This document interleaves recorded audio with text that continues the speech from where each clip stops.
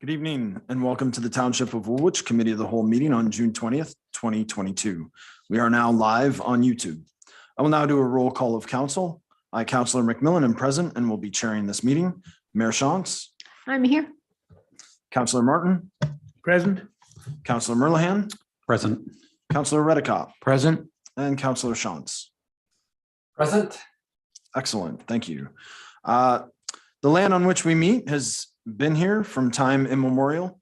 People have inhabited Southern Ontario for about 10,000 years, and we acknowledge the neutral people, also called the Attawandaron, the Anishinaabe, and the Haudenosaunee, the traditional inhabitants of this land.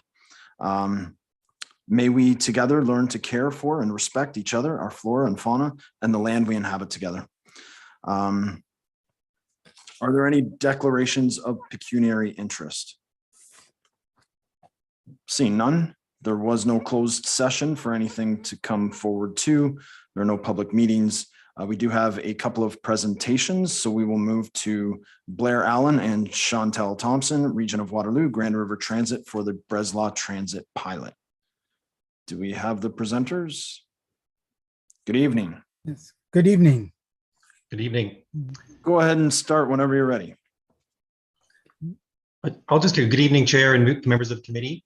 I'll just kick it off by introducing myself. I'm Neil Malcolm. I'm the Acting Director of Transit Services with the Region of Waterloo. And you'll want to thank you for the opportunity to be here tonight to present some details on our upcoming Route 79 Breslau. It's an on-demand transit pilot. We're pleased to be here with you today to share the details. And with me is Blair Allen, who's the Acting Manager of Transit Development, and Chantel Thompson, the Acting Supervisor of Transit Development and a Principal Planner with the region. And with that, I'm pleased to be here and take questions after the presentation, and Blair will start us off with the details. Thank you. Thank you. And good evening, Mayor, councillors, staff, and any other viewers. Thank you for the opportunity to provide an update on this new service for Breslau. We're excited to be able to pilot a new type of service for the region here. And while like any other new project, there are and will be some challenges as we launch this service. We look forward to providing the residents, employees, and other visitors to Breslau with this on-demand service. We'll now outline some background, how the service works, and what our next steps will be, and then be open to any questions you may have. In fall of 2019, the Grand River Transit was approached by Metrolinx with an offer to provide funding in a partnership to look at the provision of an on-demand service in the region. Building upon previous pilots, the region had evaluated and upon the interest of Metrolinx to see how such services could be used as part of a coordinated transit service between the local agencies and the GO service. After looking at a number of options, Breslau was chosen as an effective place to pilot this service. It's a growing area, there's a growing demand, there's no current service, and there's a future GO train station. So these were all factors into this decision. On-demand transit services are a growing concept in the world of transit. They're providing service in areas where fixed route service may not be feasible, or in areas where the demand doesn't yet justify a conventional transit route.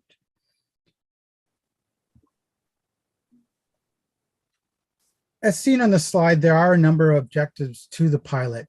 We're again trialing a new way to deliver transit service in area, to build transit ridership in this unserviced area, and to manage system and operating costs, being able to cover a larger area with this new type of service. And we'll be adjusting the service in response to feedback, and some of these we can adjust on the fly. And in particular here is to trial a new technology, as we described shortly.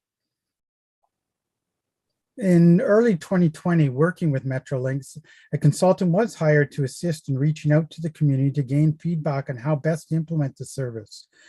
And so such as destinations for transit, when it should run, who could benefit from it, and other factors to see how best to serve the area. So various stakeholders, including residents, employees, and employers in Breslau, were all involved in this review. Well, the pandemic started just after the project began, and thus slowed down the implementation that I'd hoped to begin earlier, a lot of information was gathered to assist to getting to this point in the process. So Chantal is now going to provide an outline of the actual on-demand service and how it will be operating for customers. Great, thank you, Blair. So Route 79, unlike our other conventional transit routes, all trips, so pickups and drop-offs, will be booked for this service via a mobile app that we are calling GRT Flex, and it'll be available in an app store to download. So similar to our other Bus Plus services, this route will operate during our peak hours in the AM and PM, with one late night shift to accommodate some local manufacturing employees. We do realize that these times do not capture all hours requested by businesses, but the final operating hours were chosen as a compromise based on the funds available, what hours were requested by businesses, and some of the hours of our conventional buses that would connect to this service. Most stops on this route won't have what we call a typical bus stop marker. So on the side of the road, you'll see those bus stop signs. Stops instead for this route will be identified virtually through the on-demand app. And the app will direct customers to the closest pickup or drop-off area by giving them walking directions. Some key locations where intersections cannot easily be identified, we have installed some bus stop markers though. So these locations include the Waterloo Region Airport, Breslau Community Center, Woodland Christian High School, and Conestoga Meets.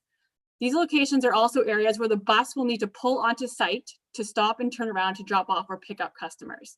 So you may see some of those signs out there now in the Breslau area. They were actually put on portable signs a few weeks ago. The vehicle being used for Route 79 is an existing vehicle in our fleet that we reallocated from a recently discontinued route. So our existing Bus Plus operator, Voyago, will also operate this service in Breslau. Voyago is ready to begin the operations as soon as they're given the final go-ahead to start. The app will have the ability for customers to plan their entire trip using all of GRT's routes, and including booking your Route 79 trip. So you can plan a trip, so customers provide a list of all routes the customer must take to make the complete journey. I think Blair, you went, oh yeah, we're over there, okay. Here you can see within the hatched area where the Route 79 service will be provided. So it's a little bit darker blue, may not show up quite so well there. So the red dots mark those key locations that we do have some physical bus stops marker signs at, but there are numerous virtual stops located throughout the town in both residential, commercial, and industrial areas. Any customer wishing to travel to areas outside of Breslau can connect with GRT's conventional service at a new stop that we've installed at the corner of Victoria and Lackner. You can see that identified there. And there are two routes, Route 204, which is an I-Express route, and local Route 34 that are at this intersection that customers can connect to get further into Kitchener, Waterloo, Cambridge, or surrounding townships. You will notice that there's no designated route for Route 79. So the app will direct the driver on the best possible route depending on where the pickups and drop-offs have been requested by customers. Blair, if you can move it forward for me. So as mentioned, all trips for this route will be coordinated using an app that we call GRT Flex. So this app will be available in both the Apple and the Android app stores before the launch date. Our communications team will push out more information when an exact date is announced about how people can download this app. We're just working through the final steps with the app developer to apply the software technology to our local system. In the apps, customers will identify a pickup location and where they need to be dropped off. With that information, the app will direct customers to a nearby virtual stop, like I said, and predict the timing for a pickup. The timing will adjust and provide messages for when the vehicle was nearby and when the vehicle is about to arrive. All trips requested by customers are pooled together to create the most efficient trip for all customers using the service. Customers who wish to plan ahead can actually book trips up to 2 days in advance on the app. And then when your trip is about to, well, that day, the app will actually send out reminders about upcoming trips in case anybody has forgotten what they have booked. And Blair, next one. Yeah. So here you'll see a few screenshots taken from the app about what the customer will experience. The booking process is pretty streamlined and very similar to other ride hailing or mapping applications, which should make the app easy to use for most customers. And as always, customer service is available 24 hours a day by calling our service first call center to get some assistance if they need. Next slide, please. The launch date will be communicated through a media release, social media posts, and updates on our website, grt.ca. We'll have informational posters on street for customers, and stakeholders who have been involved with us getting to this point will be informed via email. We also will provide an overview to counselors about the service with social media posts and images. As we approach September and with increased ridership on this route, we'll launch a more fulsome marketing campaign and work with the Region of Waterloo International Airport to promote the service. The first month of service on Route 79 will be free. Following that month, regular GRT fares will be charged. On board, transfers can be requested when getting on Route 79 if customers wish to transfer to other GRT routes.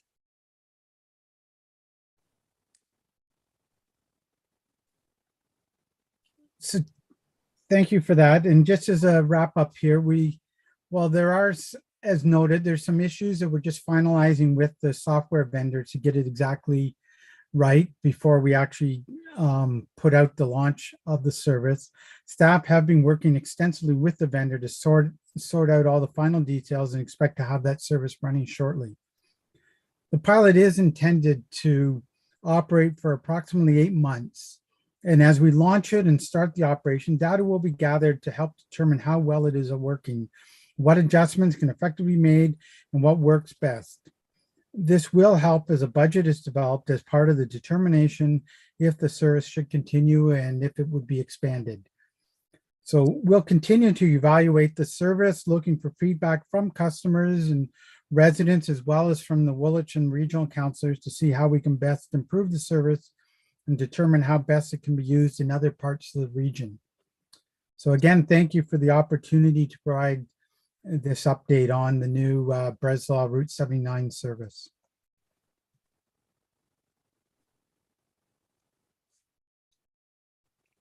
So we can take any questions if there desire any. Yeah, thank you very much. I was just waiting for the screen to clear so we can see all of the counselors. I can still only see Councillor Shantz. There we go. Councillor Shantz. Yeah, you're going to go first. You're the only one I can see. Councillor Shantz. There's some advantages to that. Thank you through you to one of the staff members. I'm not sure which one. Thank you for this. I know there's been some interest in Breslau to get some kind of busing service out there. When you were talking with the stakeholders, did you get a feel for how many people might use this system or the service? Without looking back to all of the reports, and we do have a report that came in from the consultants on this, we got quite a bit of feedback from people who are eager to use it. In the last week or two, I've actually had emails come in through Metrolinx themselves from people who are both wanting to get to employment out there, some students who are going to be working for the summer at summer jobs out in that area. Like many of these type of areas, the numbers we don't anticipate it start at first to be huge numbers. They will be at that's why one of the reasons to use a flex service like that, to be able to serve a larger area with less cost in effect and with a more flexible type service to do it. So we anticipate over the next while to develop this service, and as we lead towards potentially down the road other routes in the area, we've been as a whole that east side of the region develops with different ways more service. We don't have a specific number in terms of it, but everybody who was involved was quite eager to get it in place. Some of the employers we've been talking to for actually a number of years now at various meetings between the airport, Conestoga Meats in particular, some of the others, to get service out in that area. Councillor Shantz, follow up. Yeah, if I get one follow-up, I have a number of questions, but I'll just do one more and then let other people weigh in. So the hours that you've picked, is that working with Conestoga Meats? I know they were one of the big stakeholders that wanted to have service. Is that working with one of their shifts or two of their shifts? Yes, Chantel. Yeah, so it does, in short, it doesn't meet all of their needs. They have been in contact with us quite a bit, and we have actually met with them recently to discuss some of their shifts.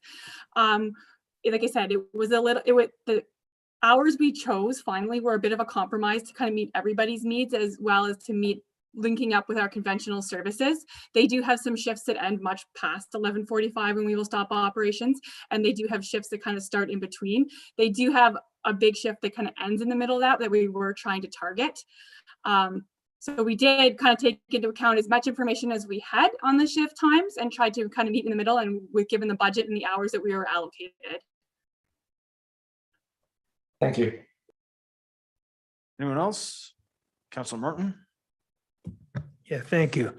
Somebody please tell me a little bit how this is going to work. Assume that I'm a employee of Conestoga Meats and I live somewhere in the city.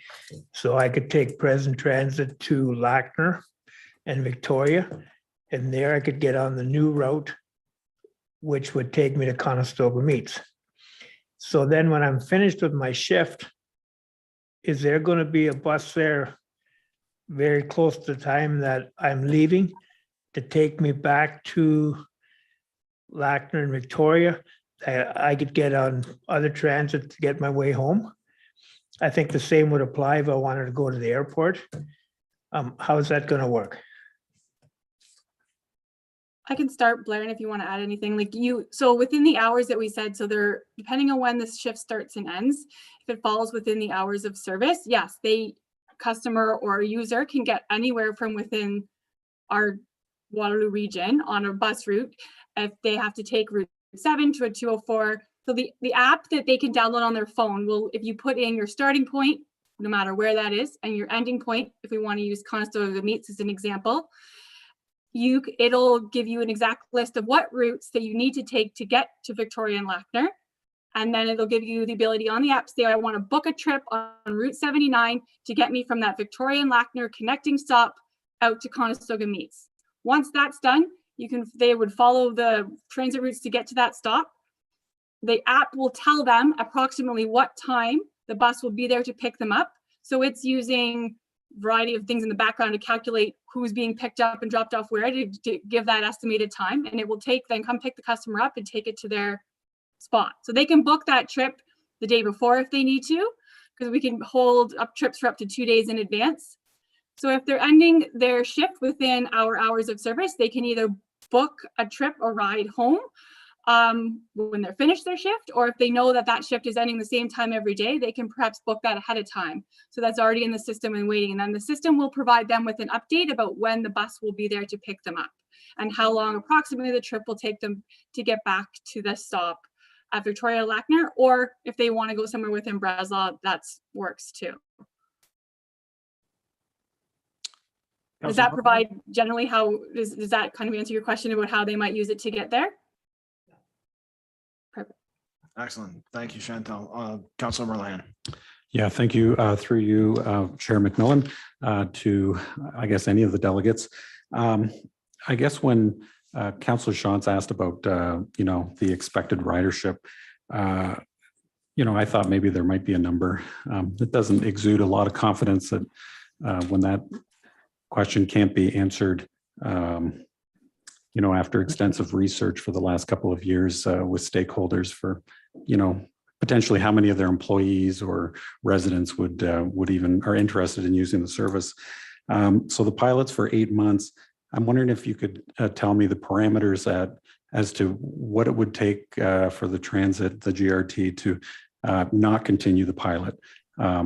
What would those parameters be? Because in the past, I haven't seen any pilot that, wasn't discontinued. It's always continued on, and numbers aren't always revealed, and sometimes they're not. They're questionable anyway. So could you just tell me about what the parameters would be to discontinue the service? Through you, Chair, we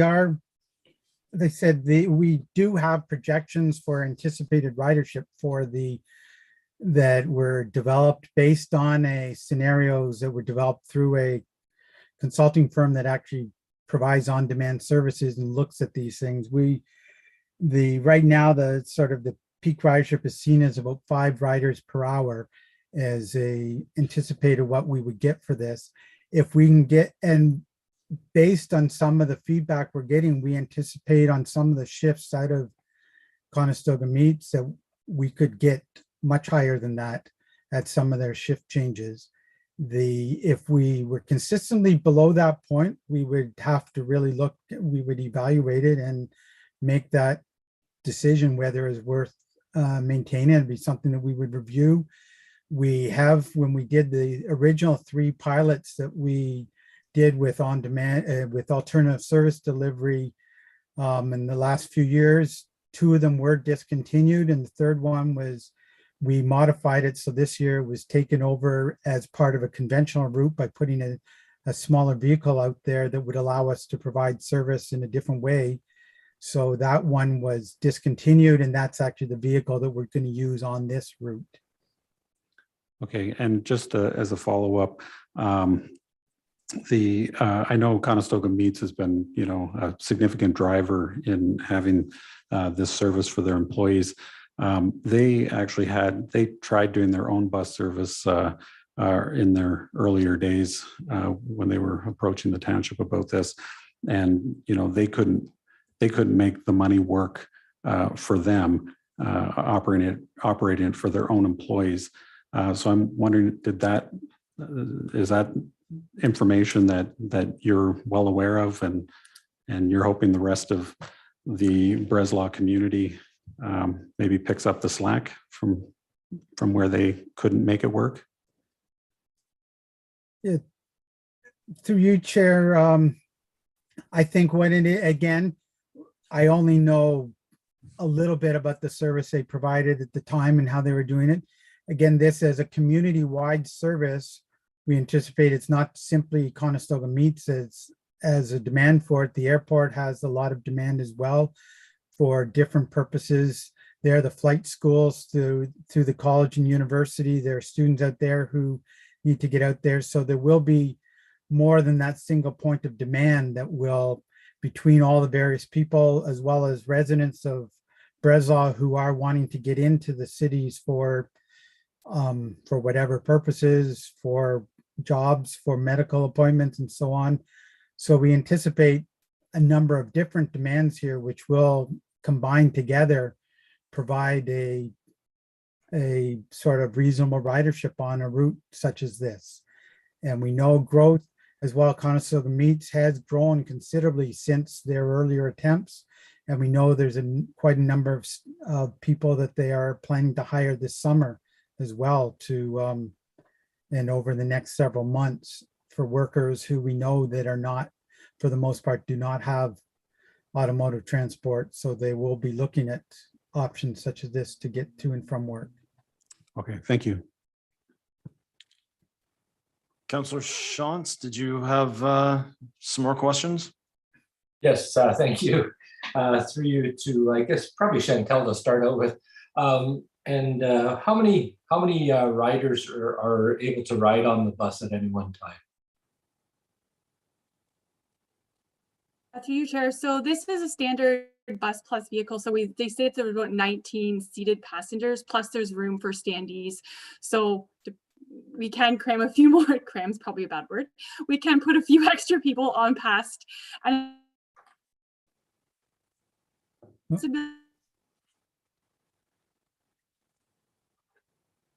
Chantal, if you can hear us, you did freeze a little bit there. Yeah. So we're missing everything past, just did everything after don't say cram. If you could start over from that, that'd be great.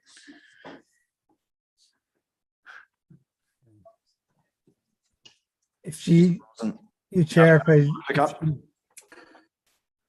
is she able to get in?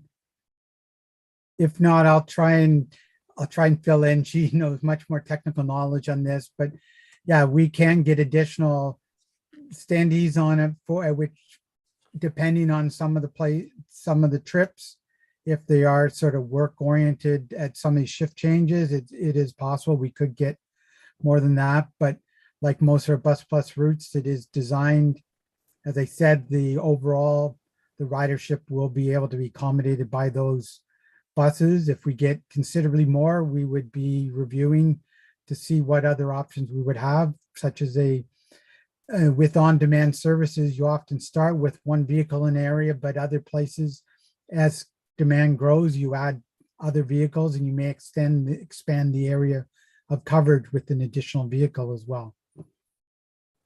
Okay, yeah. The reason I asked the question is because if we're targeting Conestoga meets, if they have a shift change, the demand is pretty high at that point. Another question I have is, you talked about booking 48 hours in advance, and but you don't have to book 48 hours in advance. How much notice do you have to have? I'll try to speak again, and I apologize if I cut out. You don't have to book 48 hours in advance. No, that's just an option. If you have a scheduled work trip, any trip that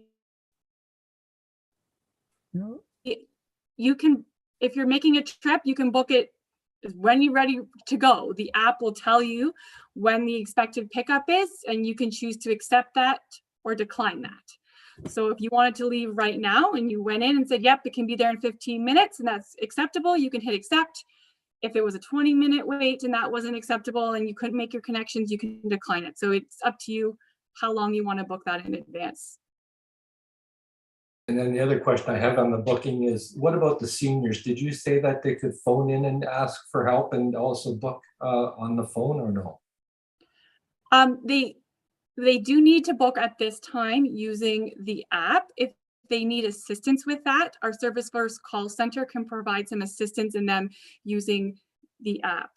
We are working on other ways to be able for people to access the bookings, but at this time, the app would be the main way to book those trips. But our Service First call center can provide assistance if required. And we also have travel trainers available within our staff that can provide assistance to any customers or businesses that are looking to help their staff book trips. Okay, and then my final question, if I may, is if you're targeting the airport, and all of a sudden we start getting some business there, is the region going to help pay for this bus then in any way, or is this totally going to be on the shoulders of the township? Yeah, if you wanted. Yeah. Through the chair, happy to answer that. Right now this is a funded pilot by Metrolinx, so it's a first step to provide the service into Breslau, to the airport, to employers into the area. We've had a number of conversations internally with staff at the Regional Waterloo Airport that's grown exceptionally in the last year, and we expect to continue to grow. We have not yet provided a dedicated transit service to the airport, although we know as demand continues to build, there'll be a request for more service to the airport from key hubs within the Tri-City area, Fairview Mall, King and Victoria, locations where airport customers can connect with other ION and other services. So there's no set plan to deliver an expanded service to the airport, although we'd certainly be considering taking something to Regional Council for the consideration in the coming year, probably, outlining some potential options for service to the airport, but nothing has been defined or put before Regional Council on that yet at this date. Okay, and then I actually lied. I do have one more question. And so it says that you're going to send this report back to Regional Council for the final review. And I am hoping that you would bring that to Township as well prior to that, so we can get our feedback before it goes to Regional Council. Would that be correct? Yeah, through the chair, we certainly can bring back information on the pilot, how it's operated, ridership.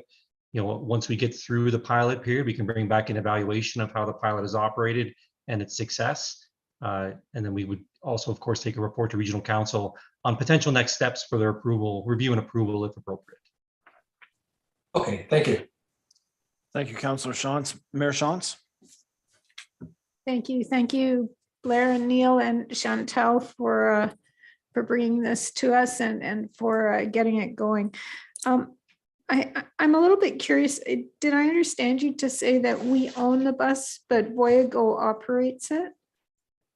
No, through you, Chair. It is one of the Voyago buses, Bus Plus, all the Bus Plus vehicles. We have there's 5 or 6 of them are Voyago owned vehicles that we contract to them.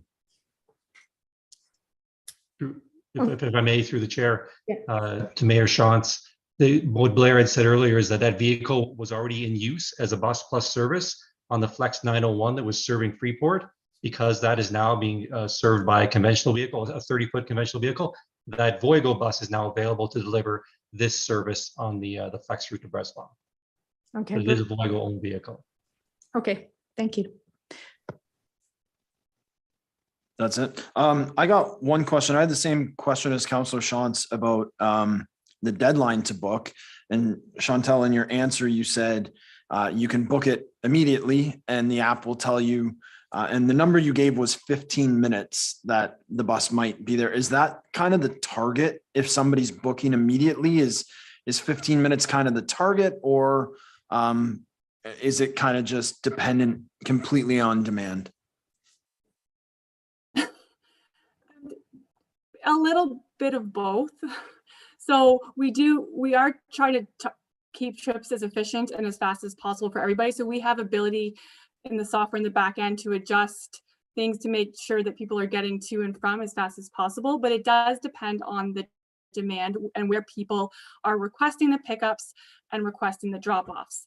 Right now it is set up so that it is trying to get people to their locations as fast as possible and by pooling trips.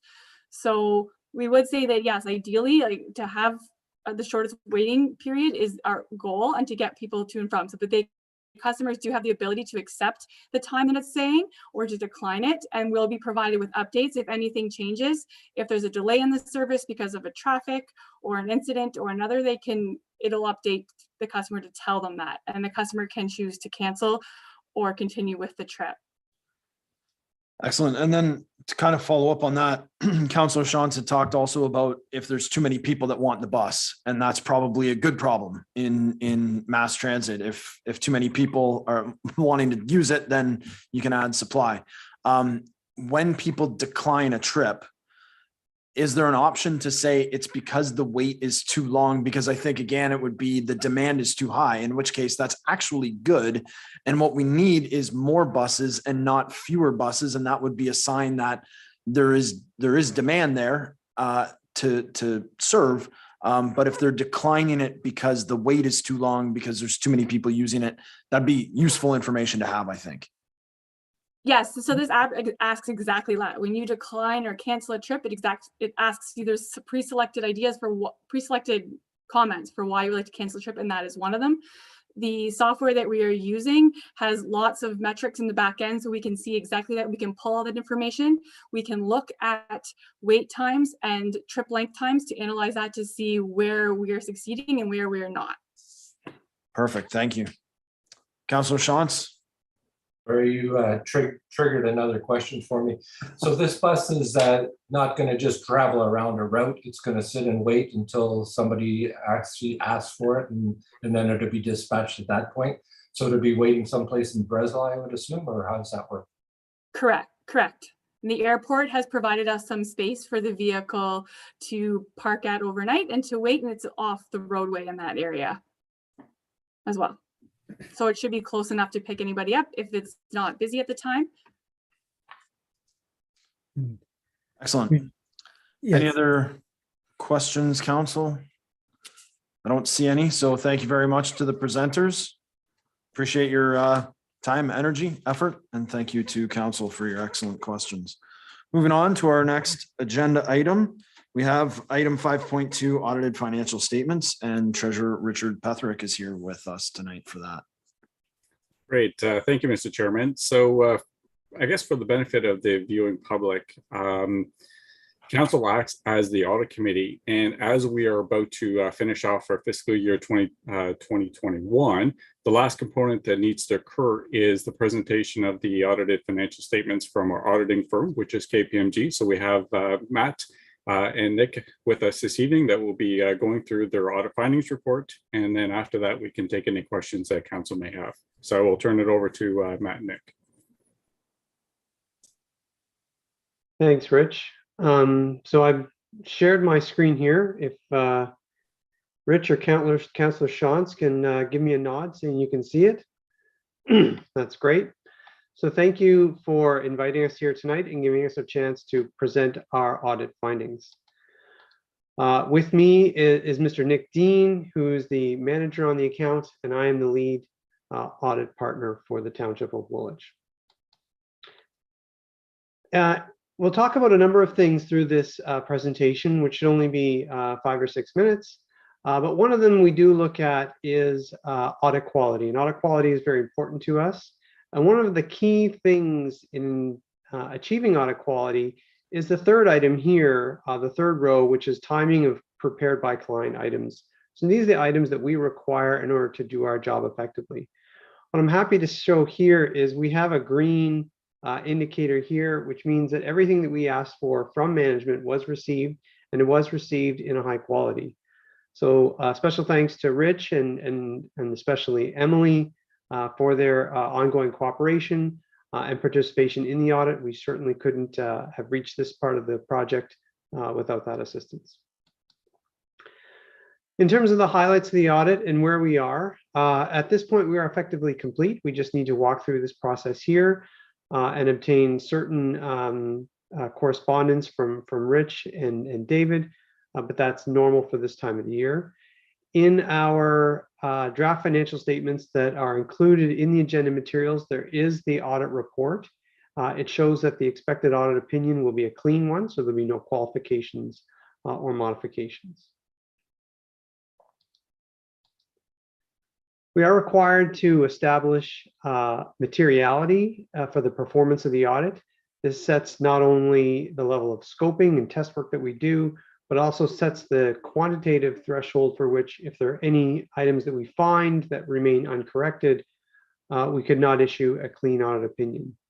We've set materiality at about $560,000, which is about 2% of total revenues for the year, and is fairly consistent with the prior year. Just a couple of highlights on the financial statements. So in 2021, there was net financial assets of approximately 34 million, which is down slightly from the prior year, but it does include cash of 20 million and investments of 9 million. And as we can see in the chart, the township has maintained fiscal responsibility by generating annual surpluses. In the statement of operations, total revenues have increased from the prior year by about 16%.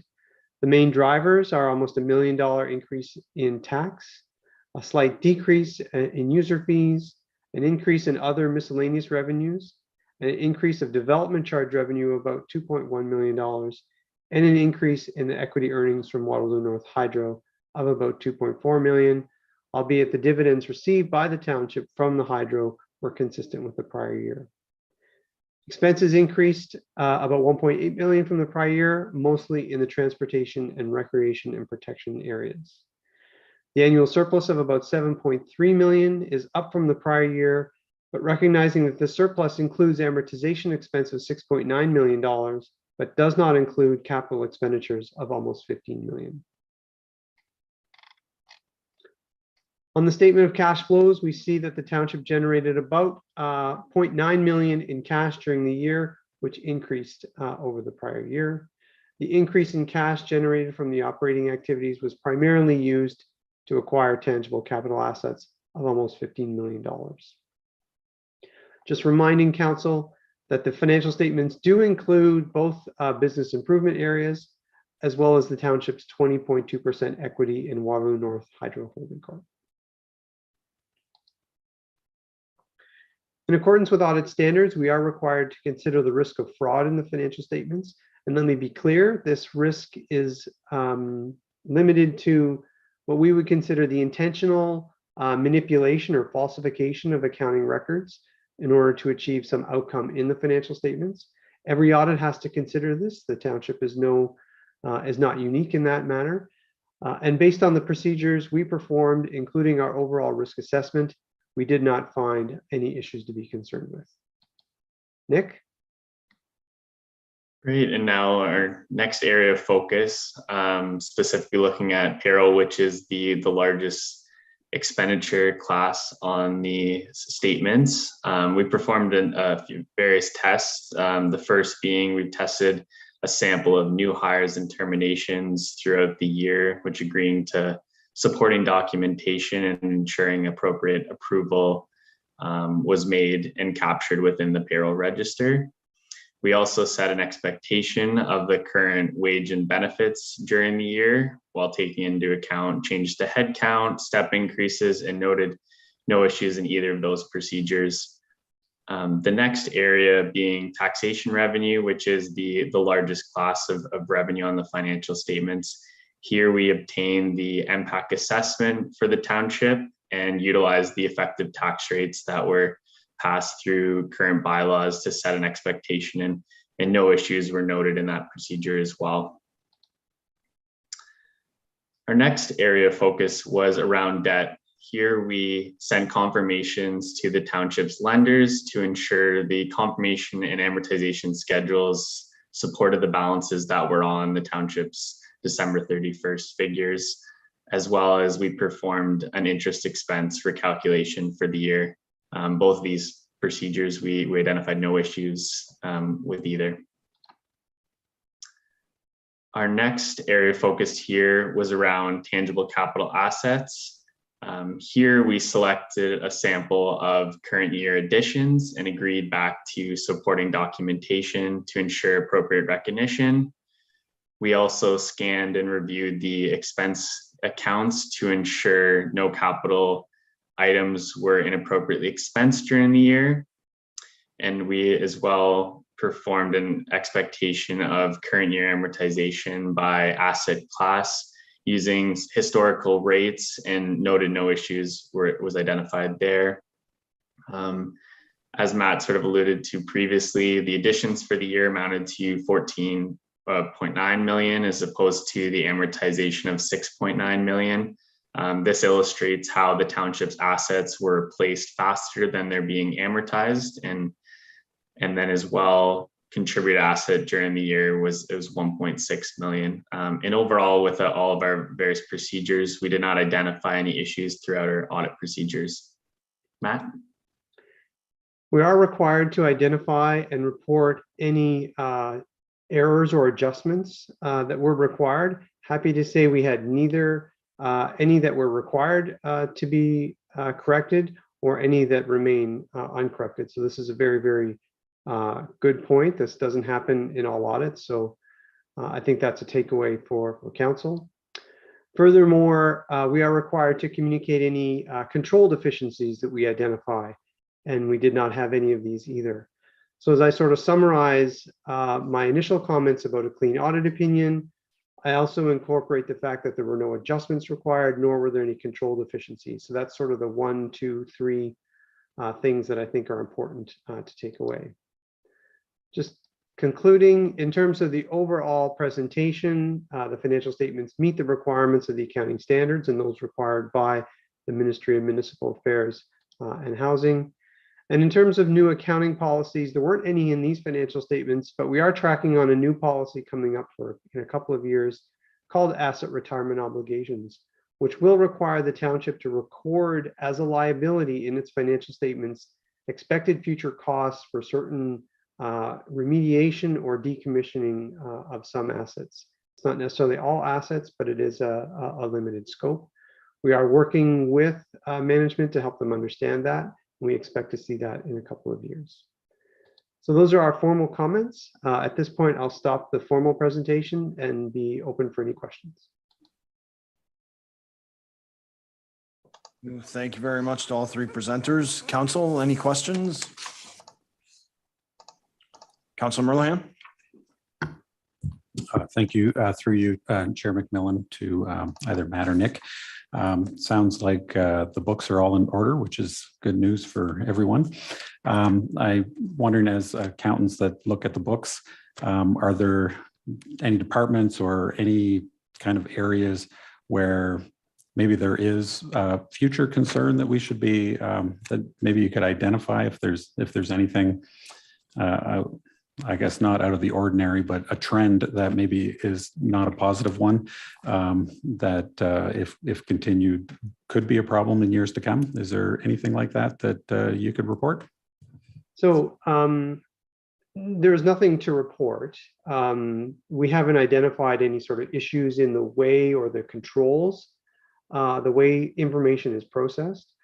Councilor Merlehan, what is perhaps somewhat out of our scope is identifying sort of expenditure trends, whether things are trending higher or lower. That wouldn't be something we would necessarily see unless it was sort of plainly obvious. But to answer your question on both points, there was nothing that came to our attention that would cause council to be concerned in the future. Okay, and I guess the other, and maybe it's the same thing that you wouldn't be able to identify that, but we're looking at inflation, large numbers there that is affecting everyone. Do you have any opinions of how that affects the township? Probably the same as everybody else, but maybe you have a smarter answer for. Well, certainly, and this is a question we have received before. With the growth of inflation, we're seeing increases in investment returns. So there's certainly a positive there as the township grows its investments and probably moves some of its cash into investments. We can expect to see increases there and positive increases for sure. The flip side of that is if there's any borrowing that's anticipated in the future, we're seeing much higher borrowing rates, even at the municipal level, with the strong credit ratings that the region is able to get. So I'd be cautious of any future spending plans that include debt financing. And as you well know, construction inflation is actually running higher than sort of your standard inflation. Due to supplies and materials, but also due to fuel costs. So we're cautioning our clients around making any long-term purchase commitments that lock in prices in those highly inflationary amounts because it is very volatile at this time. Okay, thank you. You're welcome. Mayor Shantz? Thank you. I think my question might be for Richard, but maybe for both of you. One of the last things you talked about was the future costs of some of the assets and getting that set on the books. And I'm wondering, we've been doing asset management and getting that in order. And I think we've done a good job of being on time and doing that. Is this going to be part of that process? Is this another process that's going to add significant work, or is this something that can sort of roll out of the asset management plan? Yeah, through you, Mr. Chairman. I mean, that's a great question. And, I think that's kind of the struggle and the balance as, we're trying to replace our assets in the most appropriate time so that we're not actually spending too much on the operating side of things. But yet recognizing that at times, we are going to be spending a little bit more just because of the timing we're in an inflationary environment that we're in. And it is definitely a struggle. So we're just starting to get into the throes of some of our asset management. Again, we got some plans that we have to update. And I know this is going to be playing a pretty big significant factor of how things are going to go. And unfortunately, I think as we start to talk about our inflation, we never know where it's going to go. I'm sure probably given, the beginning of this pandemic, we were probably like thinking there's no way we're going to be up around the 6+% inflation, but here we are. And where it's going to go, we don't really know. But again, I think it's a big balancing game as to making sure that we still continue to replace our assets when they're required to be replaced, but still balancing that with this inflationary struggle with the materials that we're seeing in our construction projects. Thank you. Any other questions? I've got one. Could you please explain to me, help me understand? I think it was page 14. There was a couple of numbers put out, 14.9 million in, I think, increased revenue compared to 6 million in amortization. Could you help me understand what those two numbers mean a little bit better? Yeah, so the 14.9 million was the amount that the township spent on acquiring tangible capital assets during the year. So that's been recorded as an asset on your financial statements. And then there was about 6.9 million in amortization expense. So that's the recording of an expense on your sort of legacy assets to effectively sort of write them off over time as they're being used. So yeah, I apologize. I heard amortization and I was thinking debt repayment, but it's actually the loss in value of existing assets. It's the use of those assets, yes. So we're not saying they're lost value, but as they get used up and wear down, it's recording that cost over time, yes. Okay, excellent. Thank you very much. Very good. Any other questions, council? There is a recommendation. It's fairly wordy. I won't read the whole thing, but basically the recommendation is to approve the financial statements and to direct the treasurer to publicize the results of them. Would anyone care to move that? Councillor Martin. Second, Mayor Shantz. Anyone speak to the recommendation? Seeing Councillor Redicott. Yeah, I just wanted to say thank you to Richard for doing such a good job. Our auditors said it's a clean audit, so thank you very much for all your work, and please pass it on to your staff as well. Thank you, Councillor Redicott. All those in favor? And that is carried. Thank you. Thank you very much to the presenters. Moving on to our next item. We have our delegations. I'll read the instructions to all the delegations before we have them. First of all, please leave your video and microphone off until you are called on to speak. Each speaker has a maximum of 7 minutes unless council or the clerk has set a different time. There will be a timer on the screen and you will hear a warning when you have 1 minute and when your time is up. Once you are finished, please turn off your microphone and please turn your microphone and camera off again. You may listen into the rest of the meeting or leave when you want, but we expect you to listen to the rest of it. Council will hear from all speakers and ask questions of clarification. Council discussion and debate will start when all speakers on a topic have finished. So with that, our first delegation, or do you want to speak to it first, Mr. Smith?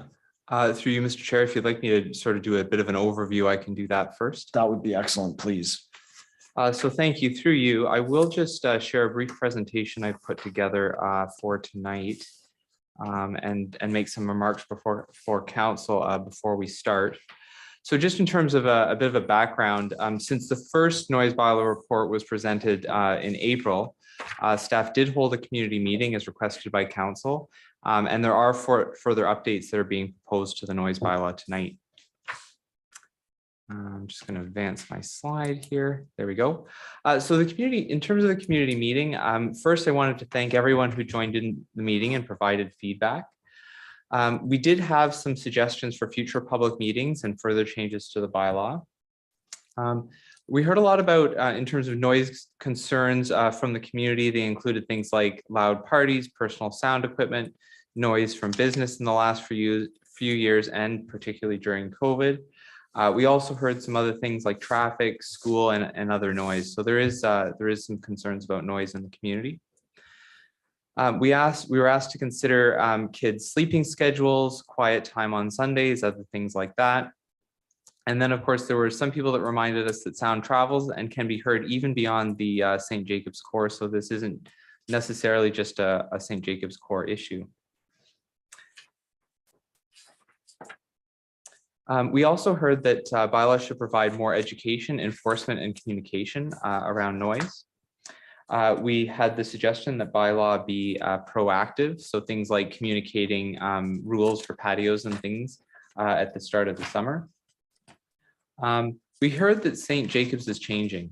There's new businesses, new owners, and we need to find the balance between those different groups where sometimes there's conflicts. Residents and business, a lot of people on the call both talked about working together so the downtown is vibrant and people can enjoy their homes. So again, finding that balance. BIA, of course, is hosting quarterly events to meet with residents informally, have dialogue about the village, hear from the community, and build those contacts so they can deal with any issues that do occur. And then in terms of overall thoughts, I thought it was a good meeting.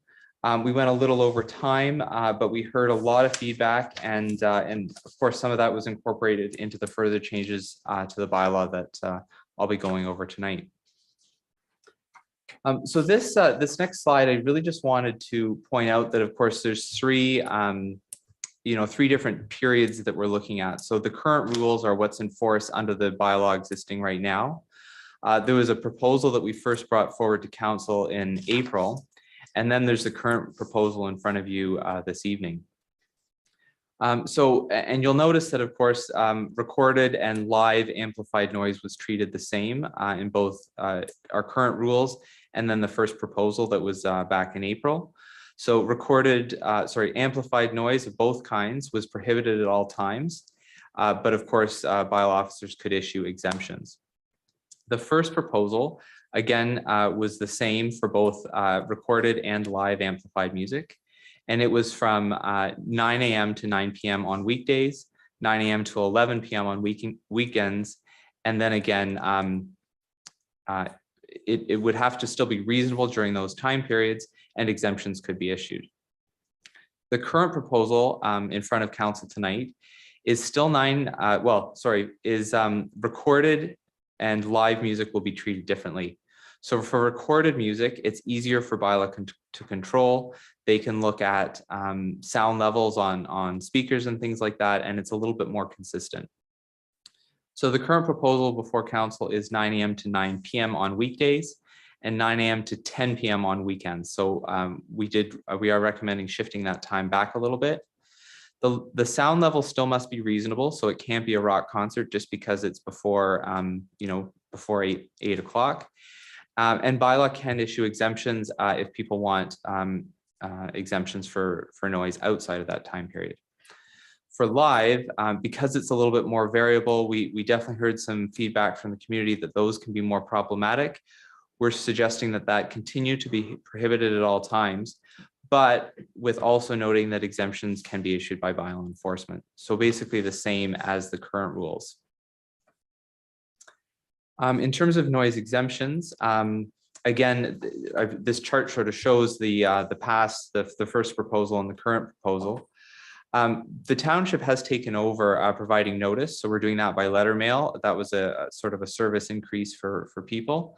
One of the things we heard at the meeting was to provide more information in those notices. So we've added things like dates, the start and end times, and then new is an after-hours complaint phone number that is live now. So if a bylaw officer is on shift, they will be able to answer a voicemail and respond hopefully within that same evening. We heard a suggestion at the community meeting that a website be developed for noise exemptions, and we are working on that right now. And then, well, we heard some feedback from the community in terms of a maximum number of exemptions. We've left that as to be determined by the officer based on the history in the community and the past complaints that we've received. We had some people suggest adding decibel measurements to the bylaw. We haven't recommended that in the report. Doing so would require professional calibrated equipment, some training, and then additional time for the officers. And I would just say that providing discretion to the officers is fairly common. We do it in things like the township's clean yards bylaw, where an officer will determine what is rubbish. And, for example, a complainant might find one thing rubbish and the homeowner finds it quite useful material. And the bylaw officer's job is to find that balance there and find what works. It's also something that's common in other municipal bylaws like Kitchener and Wilmot. In terms of fees, council asked us to look at what a full cost recovery fee would be. So we've left a fairly low fee for both charitable events and private events. But for-profit events, so things like businesses, would look at $120 per exemption. And then we have still listed a multiple for-profit event category that would be $360. We've also suggested an added fee if a request is received less than 15 days before an event, if the township can process the request as quickly as the applicant is asking for. Finally, the council asked us to look at additional fines where people were not compliant with the bylaw. So we're proposing an additional fine for emitting noise at a prohibited time. We did think that the first proposal, the unreasonable noise at $300 and then obstructing an officer or failing to comply with an order at $400 was still fairly high. It's on the higher end of a lot of the fees we charge. But again, as with anything, I'm welcome to hear any feedback from council. So with that, I will stop sharing the screen, and if there are any questions, I'd be happy to answer them. Council questions for staff before we go to the delegations? Councillor Shantz. Yes, thank you, through you to Jeff. The decibel meter, I understand the calibration required if it goes to court, but could that still not be used just as a general way of trying to determine the level of the noise? And yeah, it might not be able to hold up in court, but at the time, I think it might help the individual if you could show them on the decibel meter that it's either good or bad. Through you, Mr. Chair. So we could use decibel meters to sort of give an indication, of if the noise is too loud. But having said that, the officers do want to make sure that when they're telling someone to quiet down, that it is sort of standardized, it is calibrated. It's something we could look at it, but it's not something I'd recommend.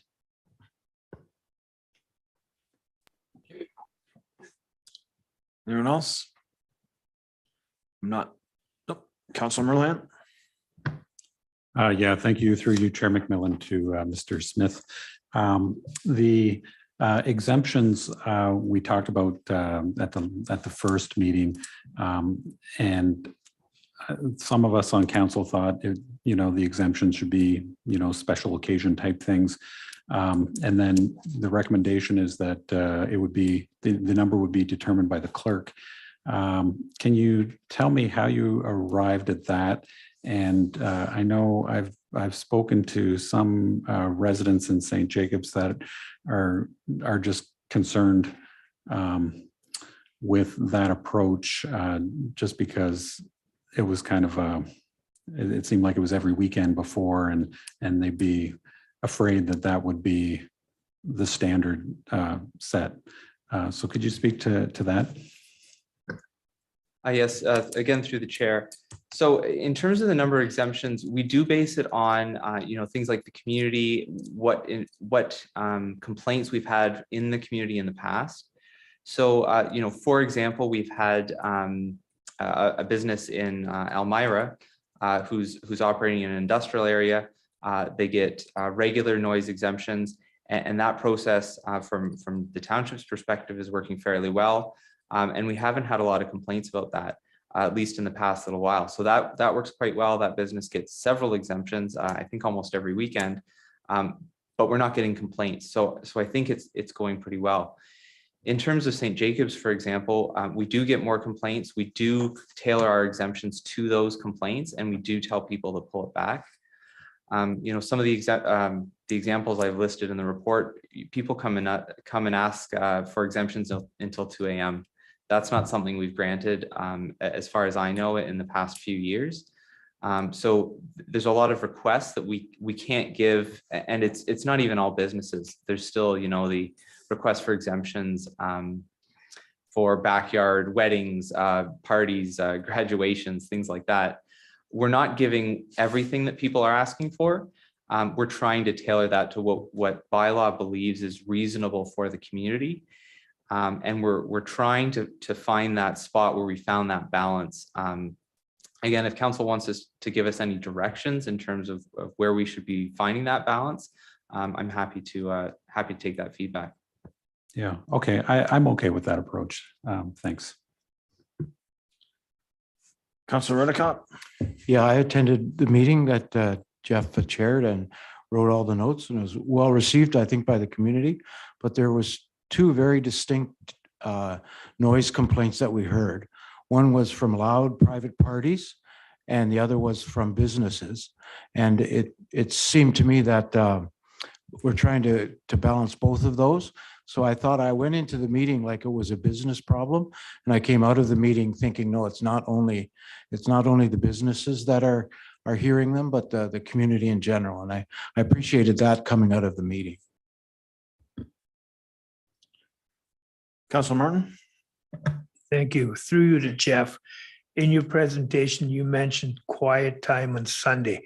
What do you mean by that? Sorry, again, through you, the chair. We had some residents ask for even earlier times on Sunday.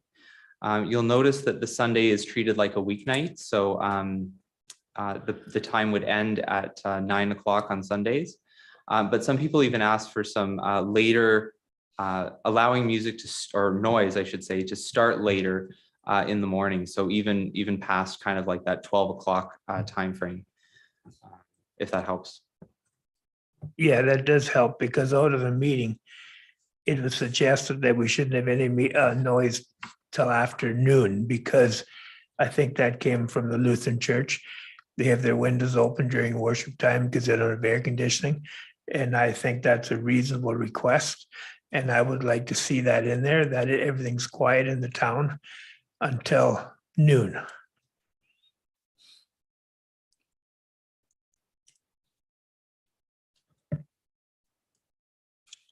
Any other questions for staff before we go to the delegations? I don't see any. So I think the first delegate up tonight is Roger Lichty from Rural Roots. Roger, are you with us? There's Roger. Roger, as soon as you're ready, you can begin, and your 7 minutes will start when you start.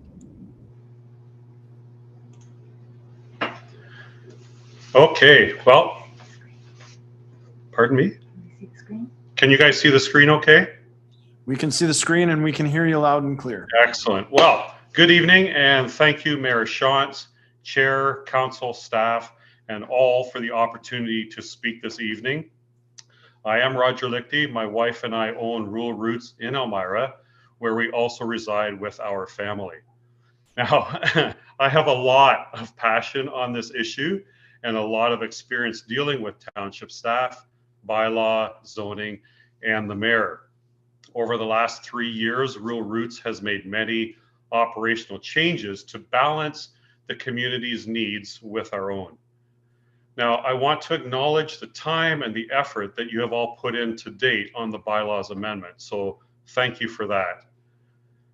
But when I realized the extent of the revision, I knew that I had to advocate for myself, my business, the community members, and other business owners.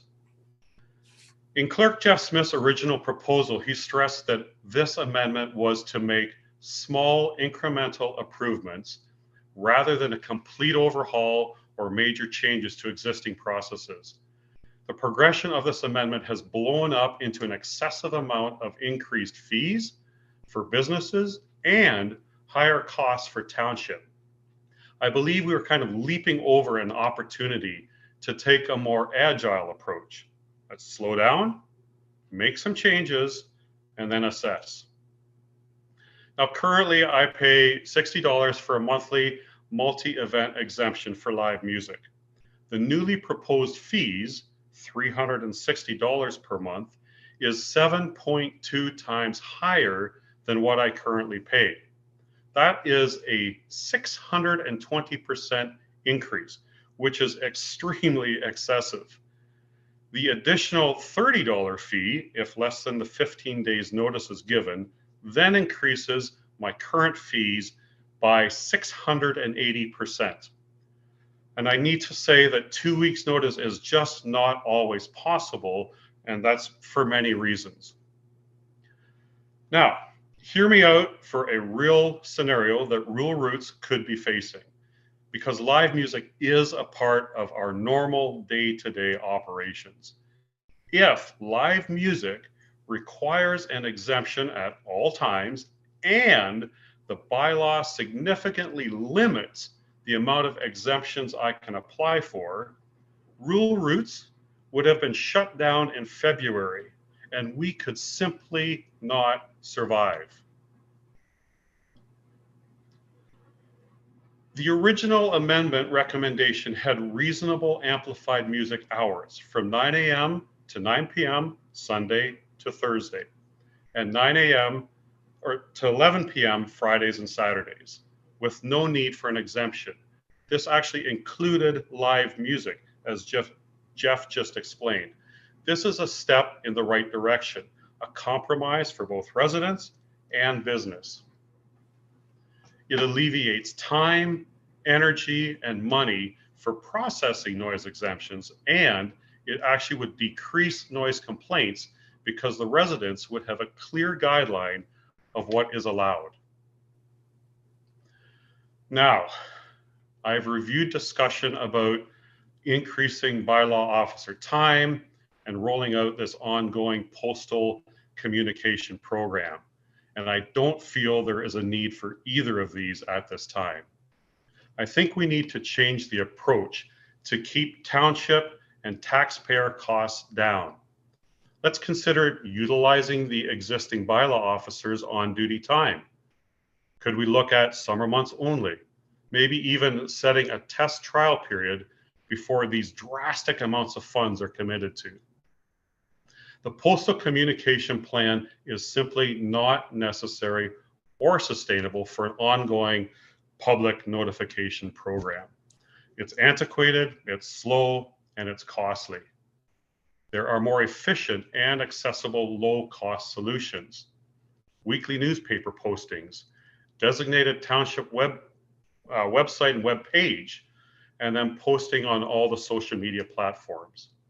Residents can now take an active role in accessing that information. Now, this was already mentioned. I can appreciate council wants to come to a decision tonight, and there may not be an opportunity to explore methods of defining what reasonable limits of sound are before the bylaw is finalized. But I hope to pique your interest once again in something that should be considered.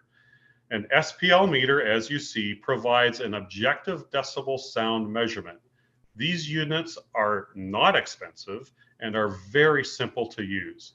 They could help support the business owners like myself, as I have recorded for 3 years, that we could independently stay within the guidelines as well, and assist bylaw officers as needed. Now, I cannot speak for St. Jacob's situation where residents and businesses are next to each other, but for my personal business, being located here in the industrial area in Elmira, the wide brush approach just doesn't make sense and isn't necessary. Zoning really needs to be considered in this. By hosting artists, musicians, live music, we are being good neighbors to thousands of people in Woolwich. Music improves our well-being and our minds and our hearts and our souls. It helps us live. We need to create less obstacles and access more to the arts. And in conclusion, I, my family, friends, neighbors, this community, we need live music.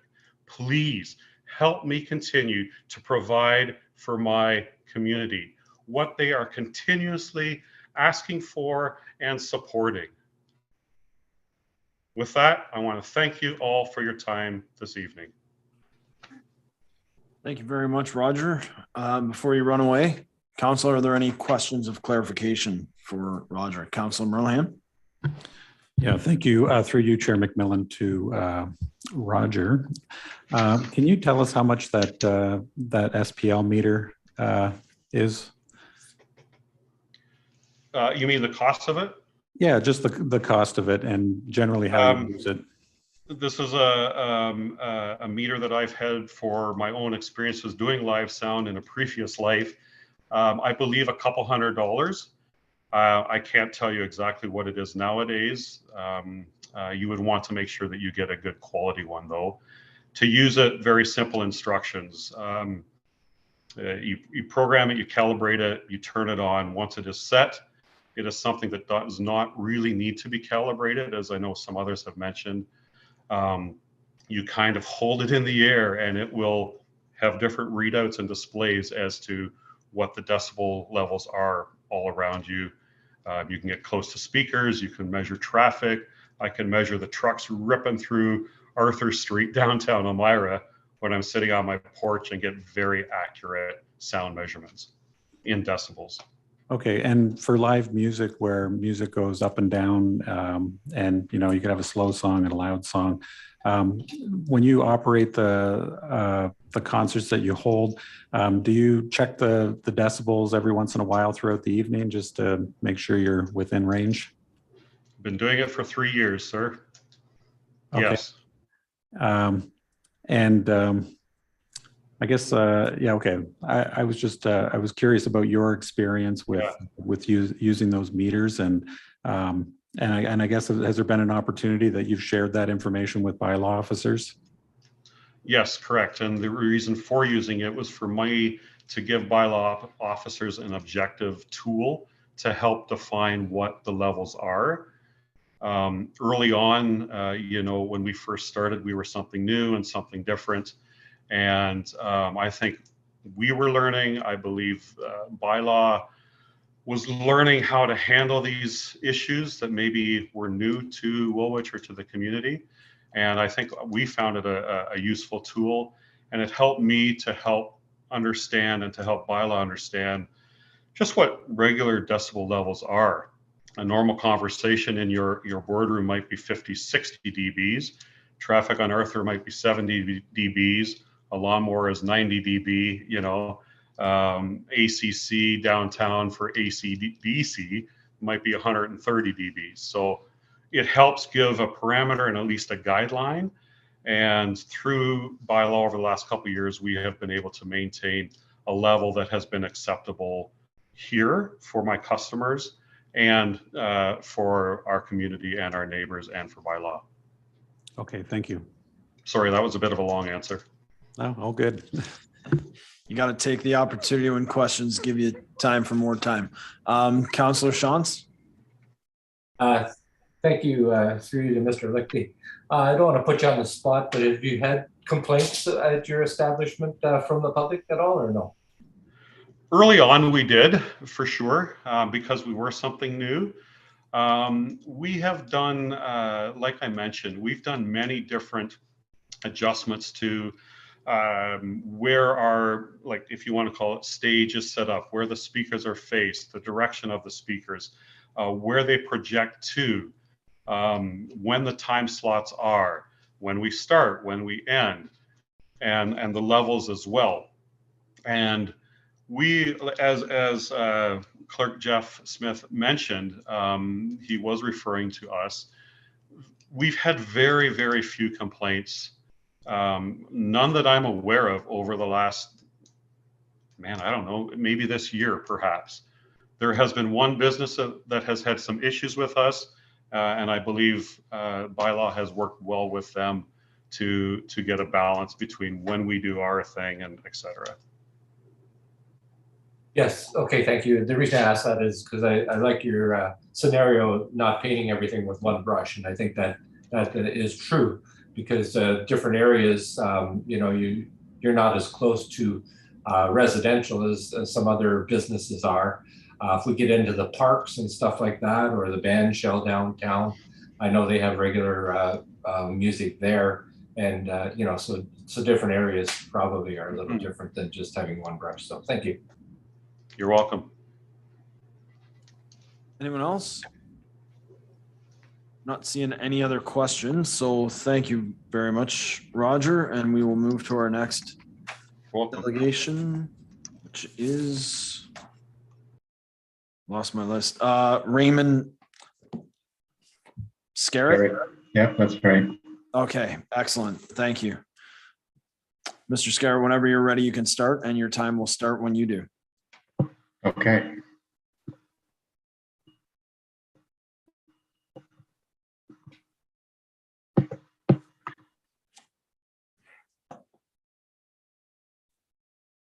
Chair, Mayor, and councillors and staff, thank you for the opportunity to speak with you this evening. My name is Raymond Scarrett, and I'm a resident of St. Jacobs. I would like to thank the township staff for having the community meeting at the end of May.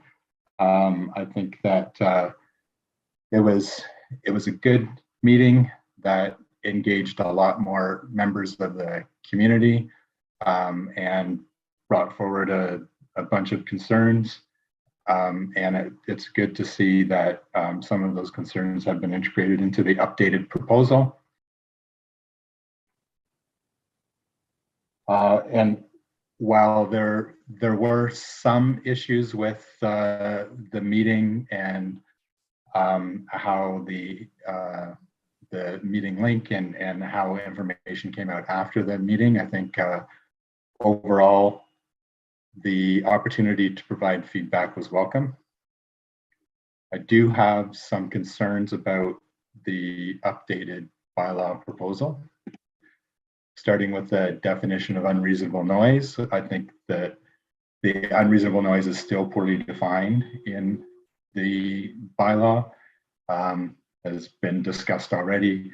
Ideally, there would be the inclusion of decibel levels, and the Ontario Ministry of Environment guidelines could be used as a starting point for determining what reasonable decibel levels would be. If decibel levels are not included in the updated bylaw, I would hope that duration and regularity of noise would be something that an officer would be able to consider when determining whether or not noise is unreasonable. So for example, somebody playing music out of their garage on a Saturday afternoon when they're working on a project or cleaning up the garage for a few hours is considerably different than a business that's playing music for 10 to 12 hours a day, 7 days a week, even though those two noises or those two music volumes might be at the same level. The fact that it's over a longer period of time and more consistent is something that should be considered when determining whether or not noise is unreasonable. And then for the number of exemptions, as pointed out by Councillor Merlehan, exemptions should be for special occasions, and they should be a couple of times a season and not multiple times per month. The fact that the current proposal has left the discretion to the officers and the clerk is concerning, because the previous exemption or the previous proposal allowed for up to 8 exemptions per month, and it seems to be setting a standard for what officers and the clerk would consider reasonable. And so the best predictor of future behavior is past behavior. So if we take a look at some examples from last fall, there's 1398 King Street North in St. Jacobs for September, had 3 exemptions for September 11, 18, and 25th. And then in October, the number of exemptions went up to 6, where they had exemptions for October 2nd, 9th, 16th, 29th, and 30th. And then in 1430 King Street North in St. Jacobs, in September, they had 4 days with exemptions, September 23, 24, 25, and 30th. And then in October, they had 8 exemptions, October 1st, 8, 9, 16, and 17, 15, 16, and 17. So I think that provides an example of what officers and the clerk might consider reasonable. And personally, I don't consider that many exemptions reasonable, especially with the proposed bylaw allowing some amplified music, which wouldn't require an exemption. The examples that I'm showing here, I believe all would have required exemptions under the proposed bylaw.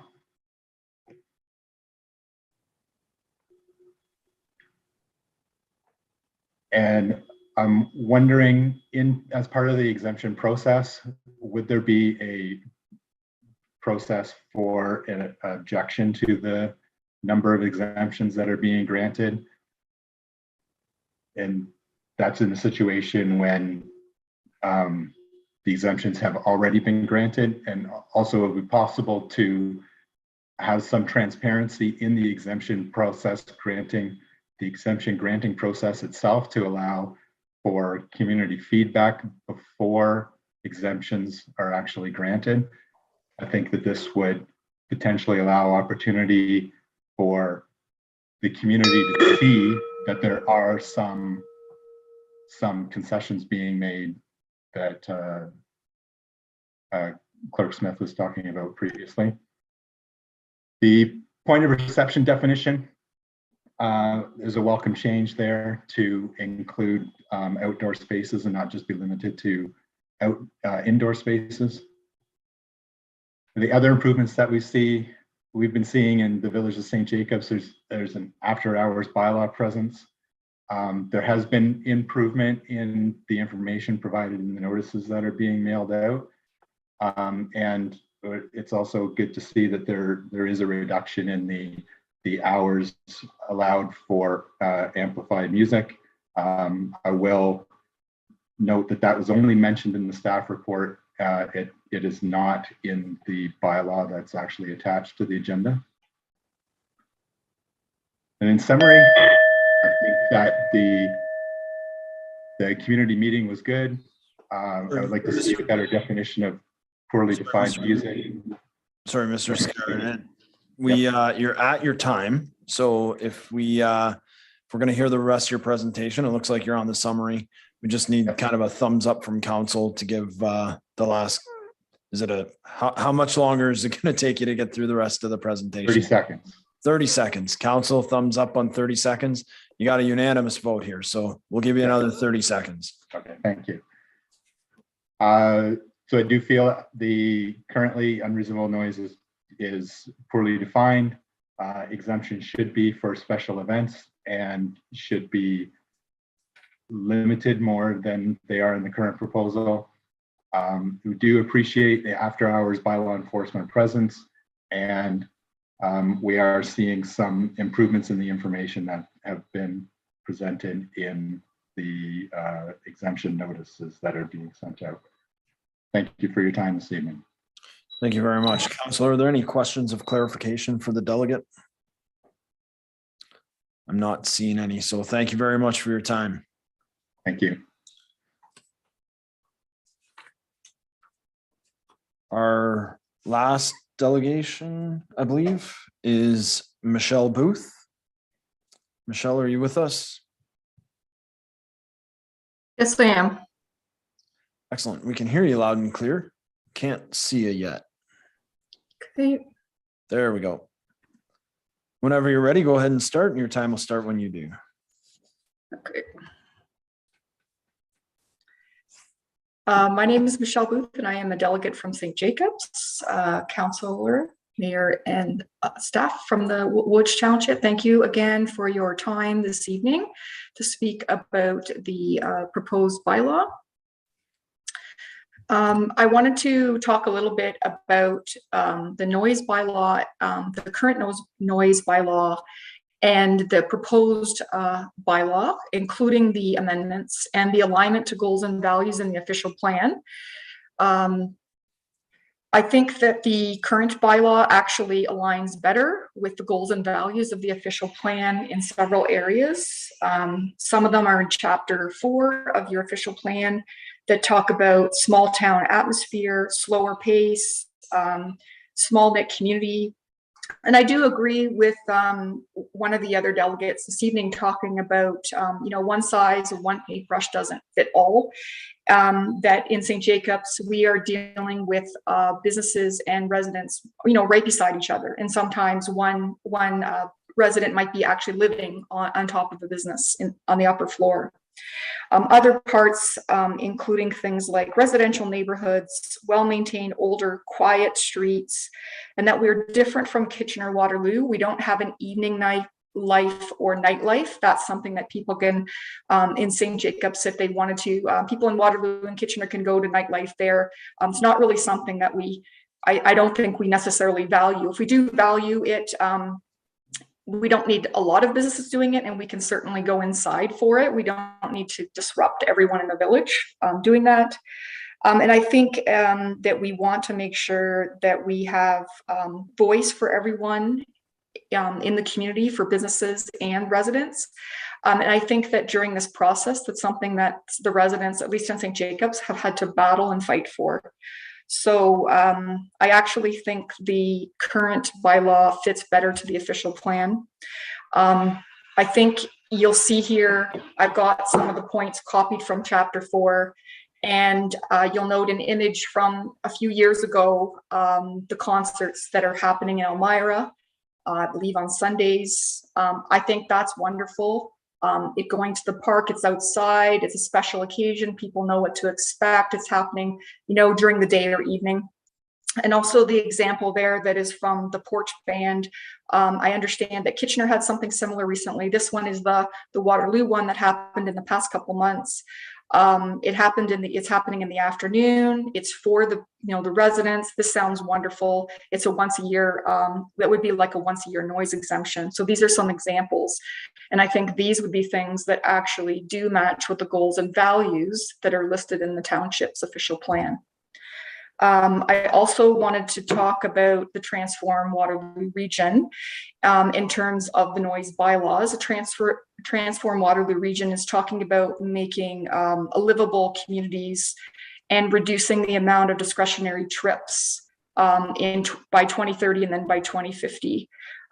So that would mean that people would try and stay in their own area, and we're not trying to encourage people to come from far away to big events. And that's the kind of thing that's starting to build in St. Jacobs with some of the outdoor live events. So I'm hoping that we'll keep in mind the Transform Waterloo region that's just about a year old now.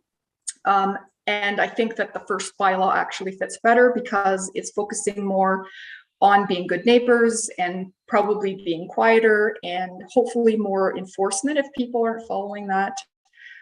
So I don't think that we need to have more hours of making noise.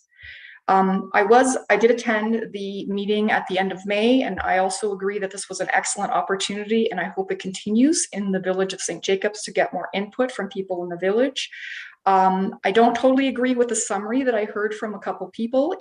There was one person that spoke about noise from other residents. That was actually someone that wasn't from St. Jacobs. Most of the complaints and discussion was about businesses.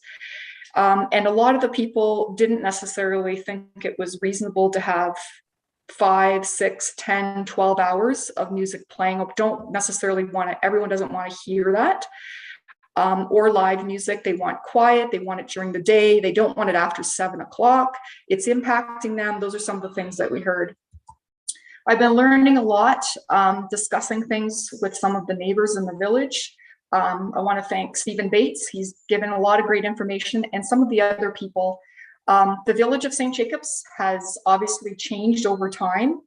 The original, our allies, who were the original people that lived here, and some still live in the Waterloo region area, our tree partners on the Haldeman Tract. They were farmers, sustenance, probably living on the land. They definitely were not tourists. And over time, we had some people settled. They were farmers, and they were living on the land. And then we had the Snyder family come in, and we had mercantiles, and the Millers and the Felters. And we still, of course, had farmers and the Mennonites coming in, as well as the German Catholics coming in and farming. And I hear from some of our neighbors who are still not retired that they actually worked at the St. Jacobs Dairy, which is just very close to us. So we've always had lots of business and industry in St. Jacobs exporting great stuff. The home hardware industry with the Hackborns, the Sittlers, the Zeleks. And then in 1975, we have the Stonecrock and the Milo Shantz area, or sometimes I call it the Mennonite theme park. That's the tour when the tourism part started. That's less than 50 years ago.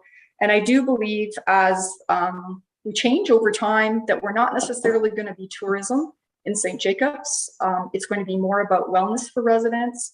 And I would like us to not necessarily have, one size fits all, and that the noise bylaw is a balance for wellness for people and focusing on the goals, values, and the transform Waterloo region. Thank you again for your time this evening. Thank you very much, Michelle. Council, any questions of clarification? I'm not seeing any. So we've had staff's presentation. We've had the 3 delegations. There is a recommendation, 6.1, that the Council of the Township of Woolwich considering report C13-2022 respecting the proposed noise bylaw. And you can read through all of that if you'd like. Council, it is on to you. Mayor Shantz. Yeah, a couple of questions for staff, I think. I think what we're hearing is a difference between residential areas and business areas, and between maybe between towns as well. But I think it still comes down to residential and business. Is there a way, or is there any leeway in the bylaw to have that kind of a differentiation? So through you, Mr. Chair, I think the part of the challenge is we have, some businesses that are located in industrial areas, as Mr. Leachy pointed out earlier in the meeting. We have some businesses that are close to residences. Last weekend, for example, we had 2 noise exemptions in effect in St. Jacobs. One of them was in sort of in that downtown core area, and one of them was actually out sort of in a newer subdivision area in St. Jacobs. This weekend we had an officer on staff, I believe if it was Saturday night, those were 4, and the noise in for the private residents, it's sort of on the in the newer subdivision area, was actually louder than the noise downtown. And we actually didn't have any complaints about sort of the residential noise. We did have one complaint about the noise from downtown, and the officer that was attended both locations found that the noise again in the subdivision to be louder than the noise in the core. So I'd just be cautious that. We did hear at the community meeting, we hear all the time, things like parties, things like dogs barking. It's hard to, sort of set a standard and then set sort of different standards for different areas.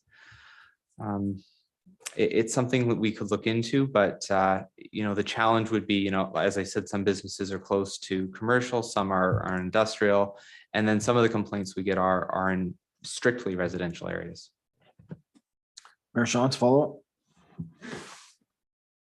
So if we were to set an acceptable decibel level at a residence, wherever we deem that to be, at the edge of the residence or wherever we deem that to be, and use the decibel reading, would that be one way to sort of satisfy the intent, I think, of what people want? Like it sounds like it's almost impossible to satisfy the intent with one blanket bylaw.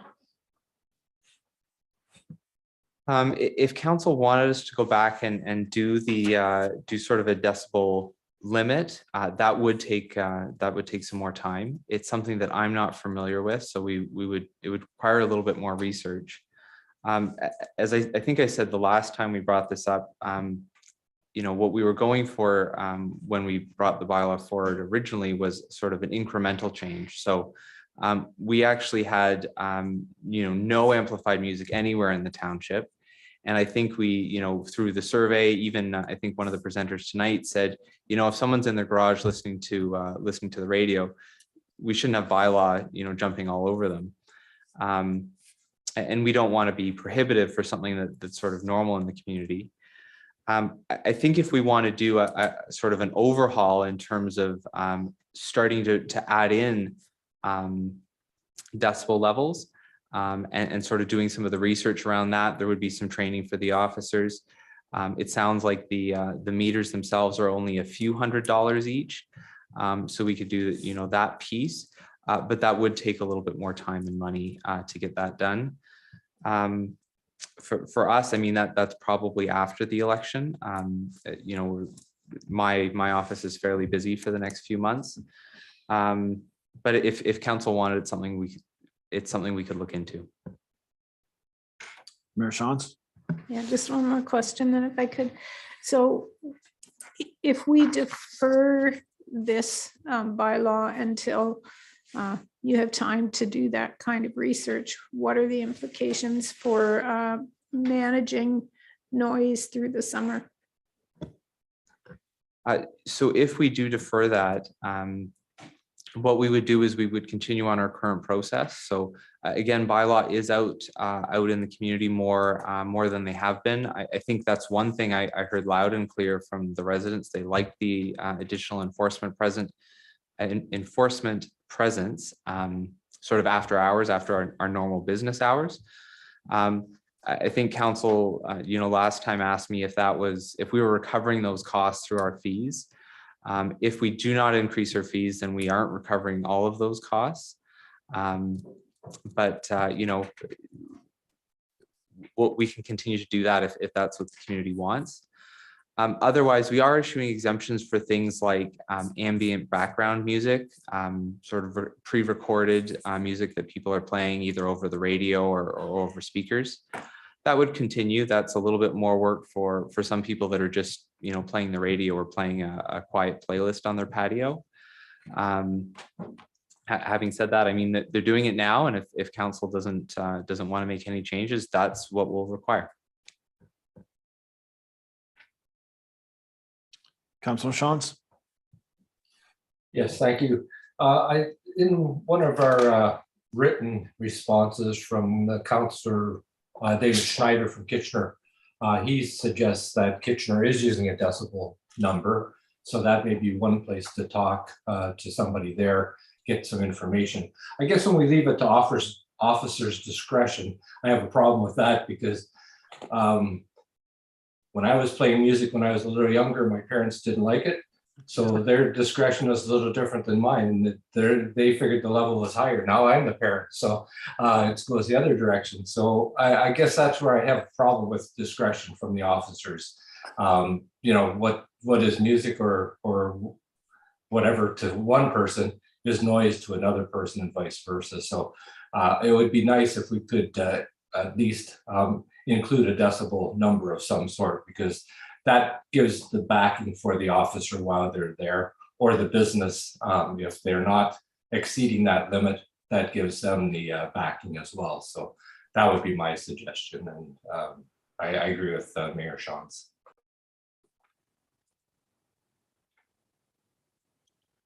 Councilor Redicott? Yeah, there's been much discussion about the decibel levels and how to monitor it. Clerk Smith, what have the bylaw officers weighed in? Would they think it would be helpful to have a decibel meter, or are they comfortable with the way in which they enforce it now? Yeah, through you, Mr. Chair, the bylaw officers don't have any training currently in using decibel meters. So it's something that they would only feel comfortable enforcing based on a decibel level if they have the proper training and the proper equipment. As I sort of said before, some things that we are doing right now are, one man's junk is another man's treasure, so to speak. And we do that all the time when we're doing clean yards type work. You know, same thing with dangerous dogs. That's again, the officer's discretion. And they have some, you know, they have some experience doing that.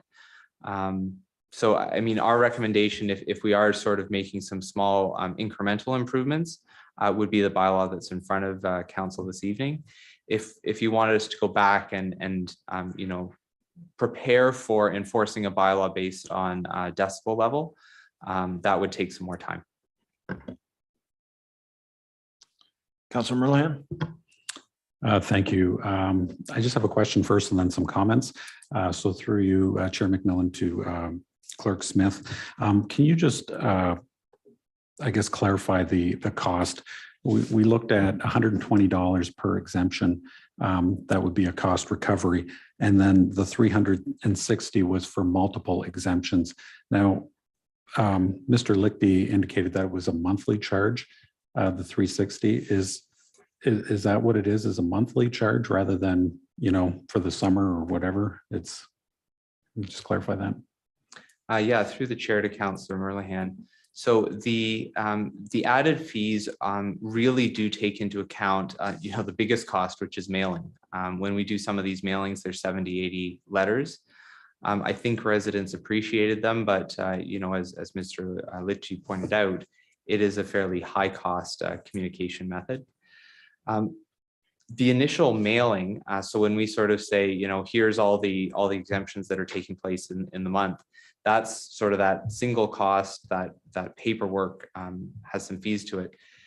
The rest of sort of going through the list, you know, a birthday party here, a karaoke night there, that staff time can sort of be done in a chunk when we get, you know, some businesses apply for the month, some apply every week. And we can sort of do that processing. That's actually not as much work as some of the mailing work. And then there is some cost for the officer per event, every event that's scheduled to go out. And we are trying to get to nearly every exemption that we have right now, an officer be out for that. We probably will have to pull back on that a little bit. And as we start getting our, you know, especially our routine, our businesses that are, you know, doing it quite well, they're not getting complaints. Roger's one of them. His company or his business hasn't been getting a lot of complaints lately.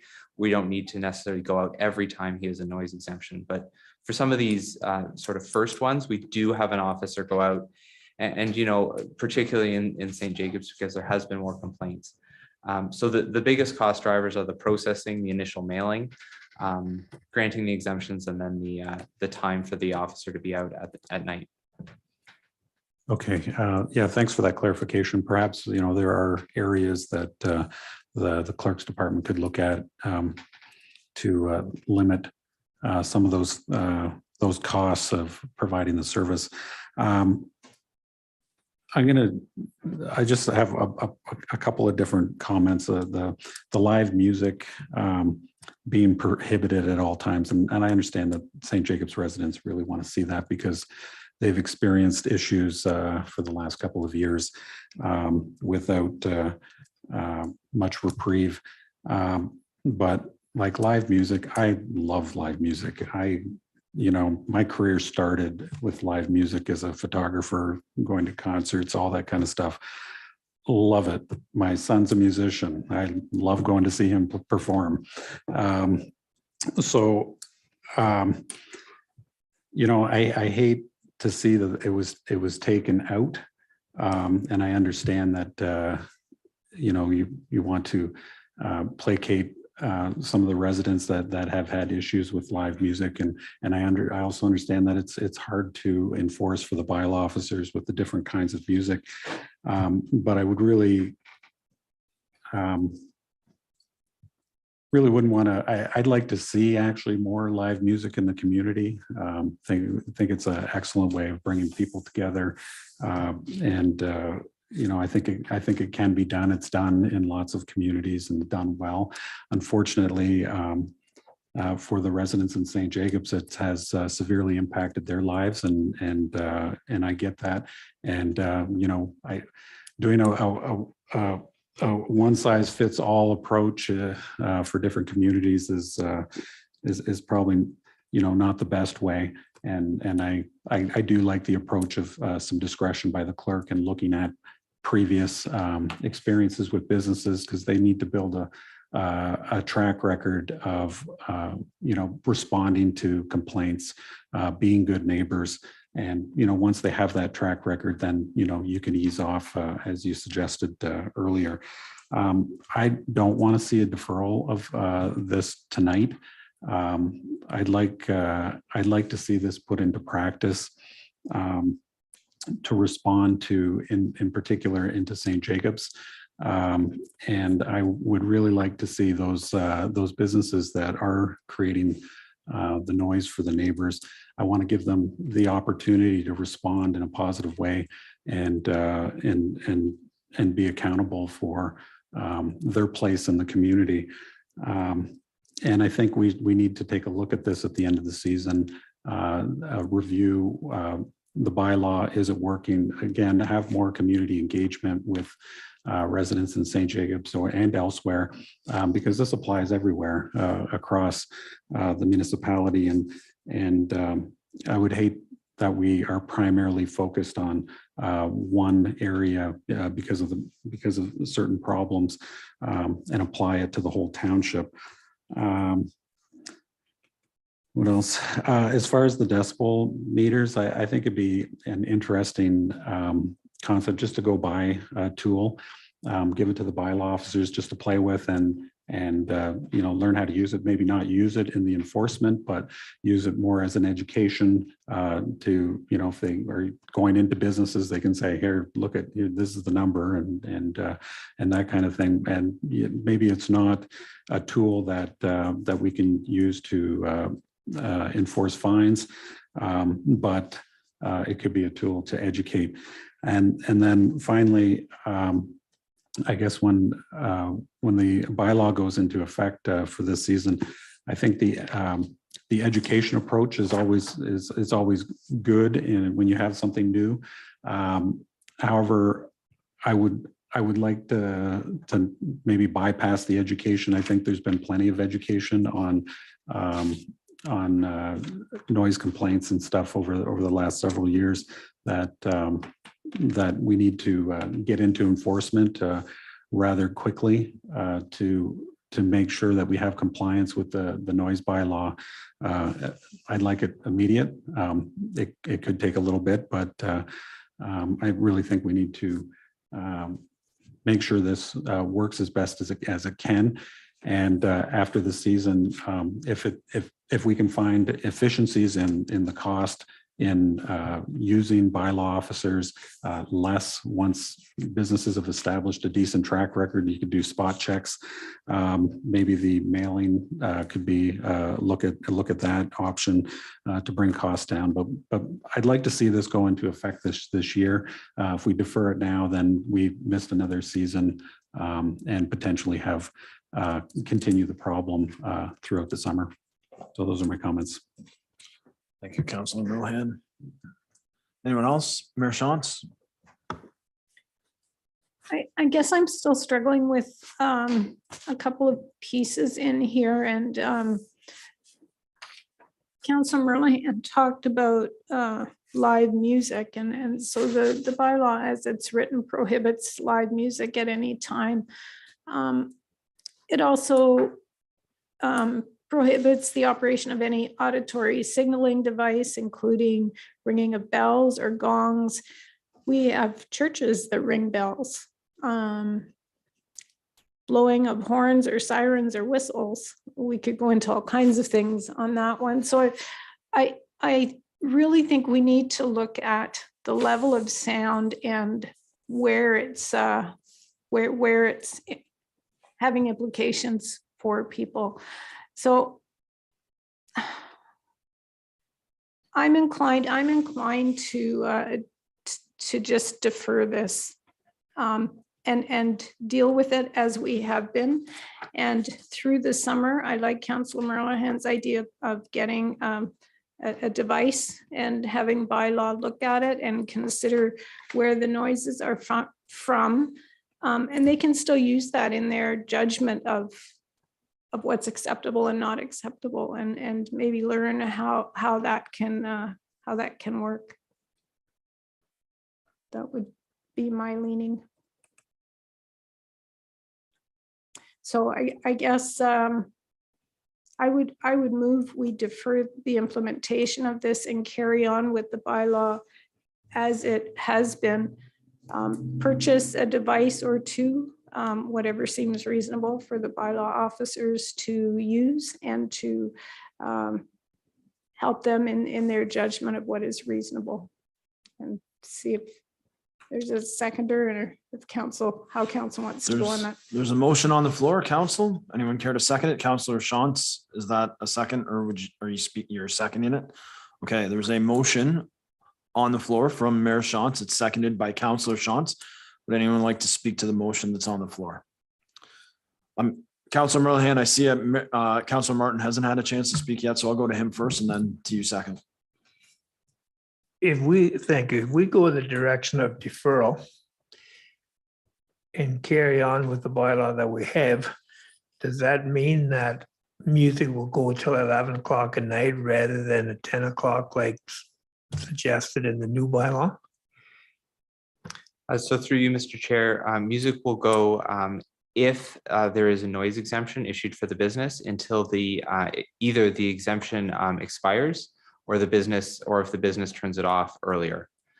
Right now, we have been issuing exemptions, I believe, for things like ambient music until about that 10 o'clock timeframe. We have been issuing special events. And it does depend on the community. So, for example, we've been issuing, sort of more special events until 11, even 11:30, especially in areas like Rogers area. And, we even have some exemption requests for sort of more rural areas where people are quite far away from others. We may be allowing those till 11:30. So it is sort of on the officer's discretion, with, generally or definitely recognizing that St. Jacobs, the number of complaints suggests that should be a quieter area.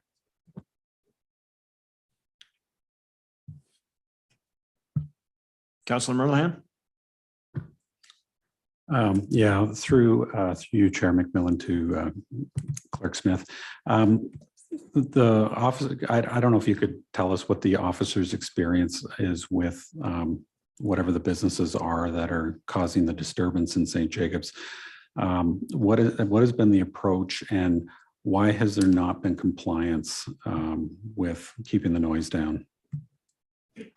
Yeah, through Mr. Chair. So the officers have generally had a pretty good experience once they've made the right contact with the right people at the business.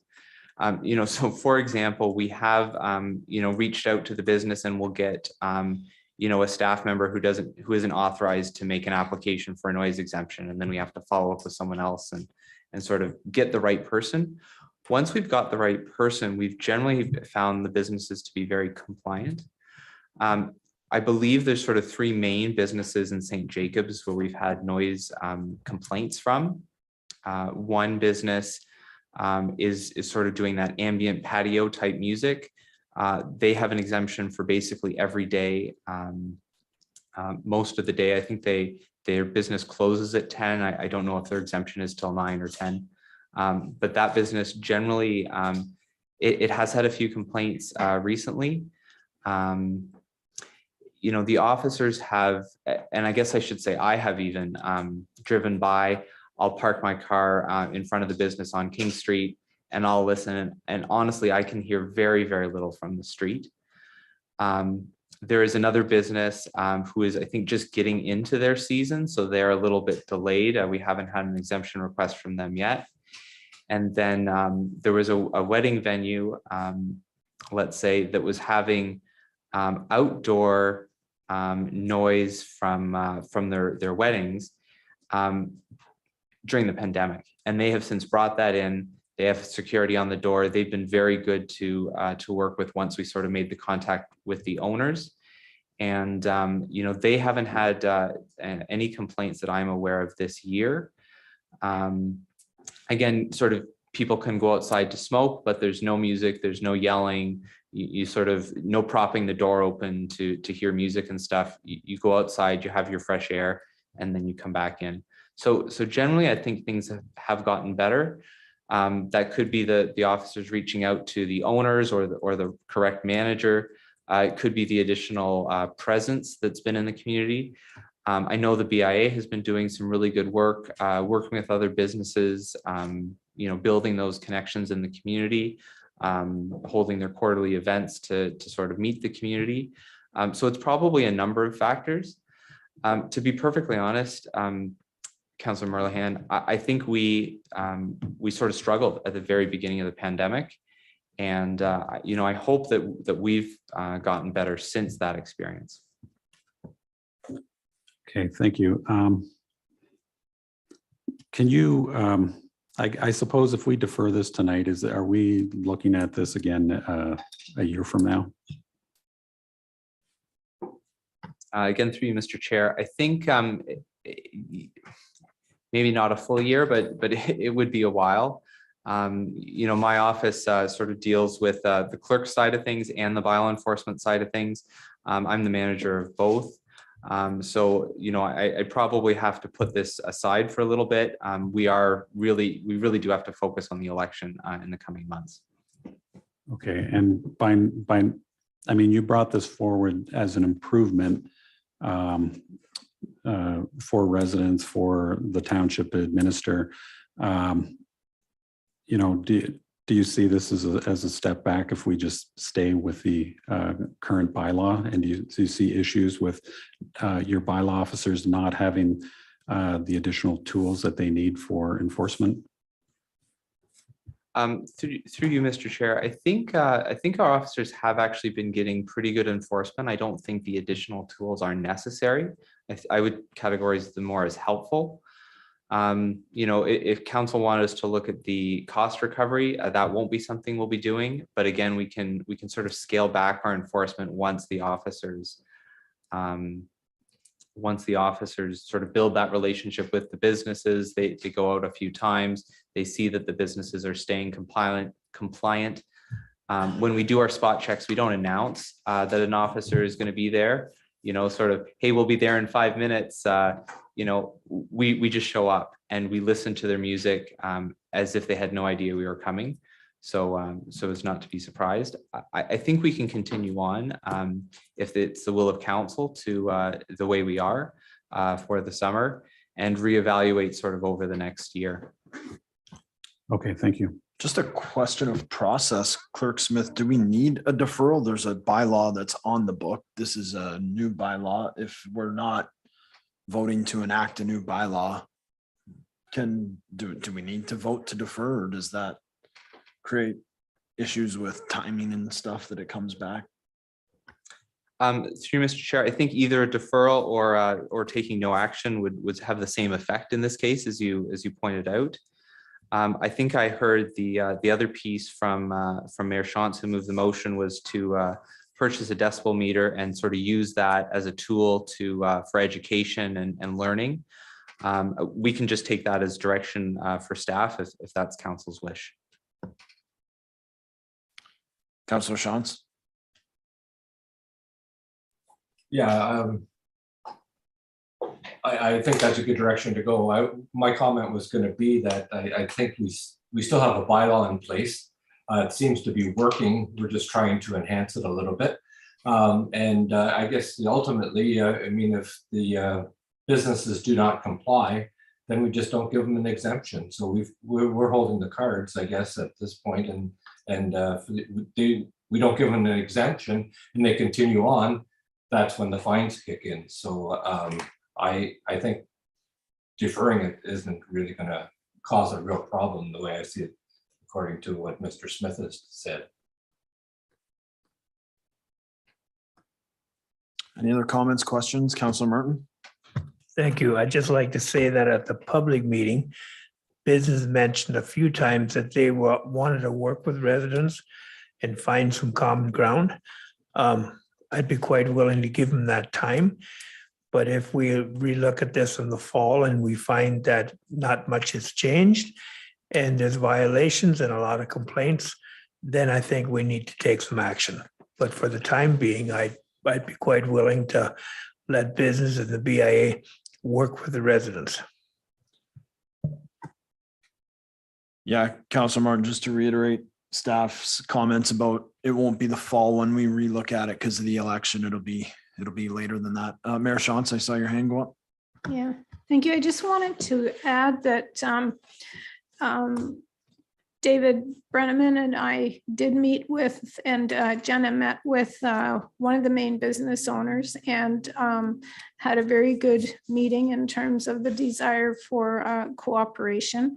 I've also heard from this week from a resident who said that things are much better than they were, that we're sort of working into the right direction. So that all gives me hope that the change is starting to be managed and that there's more communication happening in the town. So I'm hopeful that this isn't going to be an ongoing year after year issue, that we're going to sort of have this new these new businesses in St. Jacobs understand how they can work with the community and how the community can work with them to make it good for everybody. So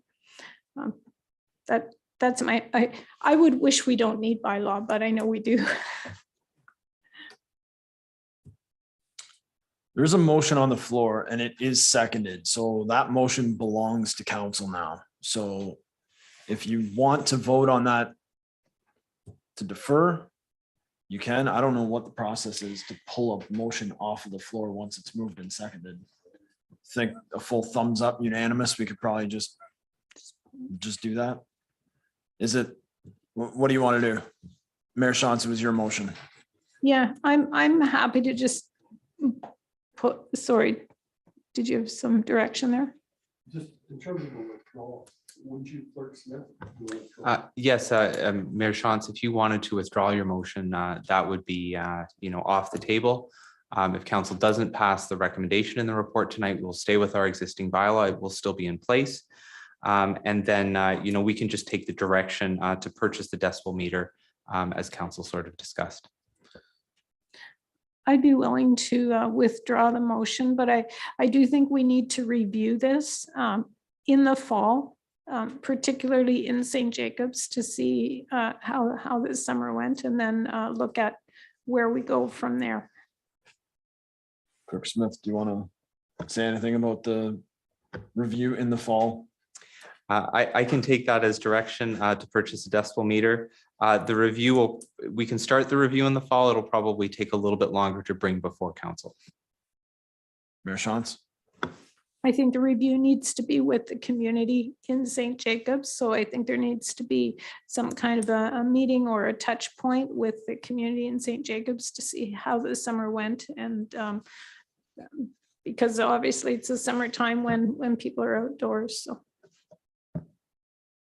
Would that review in the early in the new year? Would that be like before next summer? Would that be if the election is in, what is the date of the election?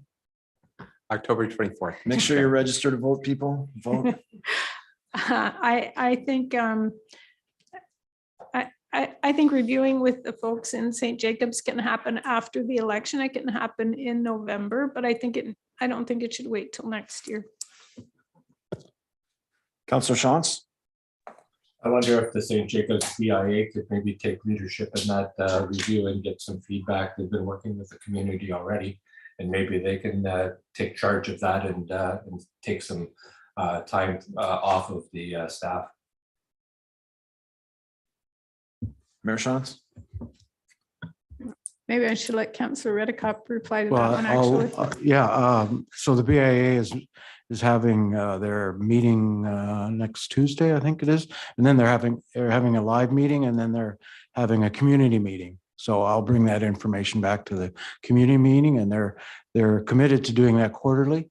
It hasn't been well attended yet, but it's a way for the BIA to reach out to the community, not only in noise bylaw, but everything that's going on in St. Jacobs. Councilor Merlehan? Yeah, thank you. Yeah, just I think staff needs to do the review, staff and council with the community. I think they're, I think the residents are looking for the businesses to do more than invite them to a meeting. And I believe their last community meeting, they said they had one resident come out. I think there's definitely some bad feelings, and those need to be repaired, and that'll be incumbent upon the businesses to do that. But I think for doing a review of how the bylaw worked, continued to work, if we are deferring this, then we need to make sure that it's open for the residents to feel comfortable talking about their experience, rather than having to, go through the business and that filter, and then that filter coming to council, and we rely on that information. So I'd prefer it come right from staff and whatever council member is going to be part of that. Mayor Shantz, what would you like to do? I think the initiative that the BIA is doing quarterly is a good one, and I think that needs to carry on. That's part of the town dynamics that needs to be developed. But I do also think that staff and council should meet with, or that we should at least facilitate a meeting of the folks, businesses and residents in town to have an official sort of review of how things went, and to sort of inform how we do enforcement there next year. And with your motion, Mayor Shantz, you withdraw it. Seconder, Councillor Shantz, you all right with that? Yeah, any objections from council? I don't see any. There is still a recommendation on the table. I hope nobody wants to do anything with that at this point. There is no mover of the recommendation, so that is not carried. Moving on. Thank you.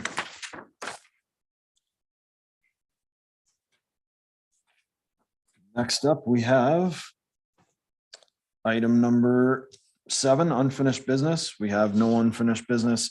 Number 8, consent items. We just have a few. There's some correspondence, and then items for information and public notices. Would anyone care to move approval of the consent agenda? Councillor Shantz, thank you. Second. Councillor Redekop, thank you. All in favor? That's carried. Staff reports and memos. Memo, election sign bylaw feedback, and we have Clerk Smith again. Thank you, Mr. Chair. This memo has been prepared just to give council sort of an overview of the experience we had with the provincial election. As you can see, we've actually been getting fairly good or few complaints and then compliance when we do deal with election signs. But in 2022, we had a significant difference from our perspective. We had 18 complaints, many of which were for multiple signs in several areas. And then in addition, not all signs were voluntarily removed by the candidate who was being complained about. So the officers did a lot of the removal themselves, and then are also reviewing to determine if any charges are warranted. So some of the comments we heard back from our processes would be, a consideration to switch to proactive enforcement. It's something we haven't been doing in the past, but if council wishes, staff can do that. One limitation in our current election sign bylaw is that the officers have to make an attempt to comment the candidate or third-party advertiser before we remove signs. That requires the officer to go out initially, document that the sign is not placed properly, make contact with the candidate, then if it's not removed within a reasonable time, go out and remove the sign. If council would like us to take action faster, we may be able to do that by removing that part of the bylaw. We also noticed 2 other maybe holes in the bylaw. terms of signs on school board property, there is no prohibition right now. And then signs on the boulevard in front of municipal property. So for example, a sign isn't allowed in a municipal park, but on the township's road allowance in front of that park, a sign is allowed. So in terms of consistency, we could make that amendment. We could, if council wished, increase our fees for larger signs. We saw sort of more of the ground mounted signs, which are the ones with the wooden posts that are larger size. You know, those are things that, you know, are more work for officers to pull up, and then just bigger to store. And then the other thing I just wanted to mention in this report is, you know, I'm sure not all of these issues this year were because of the change in the regions bylaw, but for the 2022 provincial election, they did prohibit signs on regional road allowances. And if council wished, that's something we could look at. However, because the municipal election, the 2022 municipal election is underway, we do have candidates who have already been able to declare that they are running for office. We would recommend doing that before the next election, not in the middle of one. With that, I'd be happy to take any questions and take any feedback council had about the election signs for the 2022 provincial election. Councilor Merlehan. Yeah, thank you. Through you, Chair McMillan, to Clerk Smith. I have two different points. I guess election sign. We have a bylaw just for election signs, because I was wondering that I'm okay with the proactive approach, taking a look at that, but I'm wondering if you can add, you know, those signs that people, you know, businesses will put up on telephone poles all over the place, and, you know, the wireframe things that they'll, you know, throw all over town and everything. I wonder if that could be a proactive approach too, because some of these businesses are, you don't even know, they're not local, they're, you know, some 1-800 number type thing, just weird signs that all of a sudden pop up all over and they're everywhere. The other question I was going to have is, I'm wondering if you reached out to your regional counterparts on how effective their bylaw was. I felt like it wasn't very effective in Woolwich Township, and just the rules seem to be, you know, very loose, and I don't know if there was any enforcement with one particular party that was, you know, put their signs up everywhere and was pretty much there for the entire duration of the election. So do you have any comments on the regional approach and what enforcement they did? Yes, through Mr. Chair. So in terms of the two comments, in terms of a proactive approach, if we switch that to all signs in addition to election signs, that would be a lot of extra work for bylaw. I could look at that, but at this point, you know, in terms of the proactive approach for election signs, I think that was a little bit more manageable. In terms of the region approach, we did speak with the region in terms of when we got complaints about signs. So we would work with them if they were on regional road allowances. The region did take action on some. On others, where it was a little bit gray in terms of if a sign was close to township property or close to regional property, the region was, in some cases, didn't take action on those ones, and the township did. So we do work with them, we do communicate with them, but when we have to, you know, when we have to say, well, is it on the township side or the regional side of, you know, sort of a dividing line that isn't always marked in the grass, let's say, that can take a little bit longer. Okay, and did the township remove any signs, or have removed, the candidate removed any of the signs? Yes, so the candidate did remove several signs. This was the first election we found where one candidate in particular had placed additional signs after they were removed initially. And the officers removed the most signs we ever have this year. And again, we store those. The candidate is able to pick them up within 5 days for the fee. I don't believe the candidate or any candidates came in to pick up election signs this year. Okay, thank you. How much of the issues that you had are we talking were election signs, and how much of the issue was one campaign's election signs? Like, it looked to be like there were 3 candidates that were trying to do their best and one candidate that seemed to be doing the best that they could to skirt the rules and avoid the rules. Like, how much different is this if it's, just the 3 candidates that were trying their best, 4 candidates that were trying the best? We had complaints about 2 different candidates from 2 different parties. The majority of the complaints were against a single party. Councillor Shantz? Thank you. I don't really have any questions, more comments. I think I know that that candidates get training on to where signs should be placed, and extensive training and even drawings of corners and that type of thing, and how to measure from driveways and all kinds of things. So I would suggest proactively, if they're in the wrong place, that we remove them immediately, and then we can contact the person. And if they need additional training, we give them that training. But then we also give them the opportunity to remove any signs, give them 3 days to remove any signs that are incorrectly placed. And then after that, we start removing them and start, like you say, charging them accordingly. And I think that would clean up the act. There's no sense going out, looking at it, then come back and then go back out and check again. That's just a waste of everybody's time.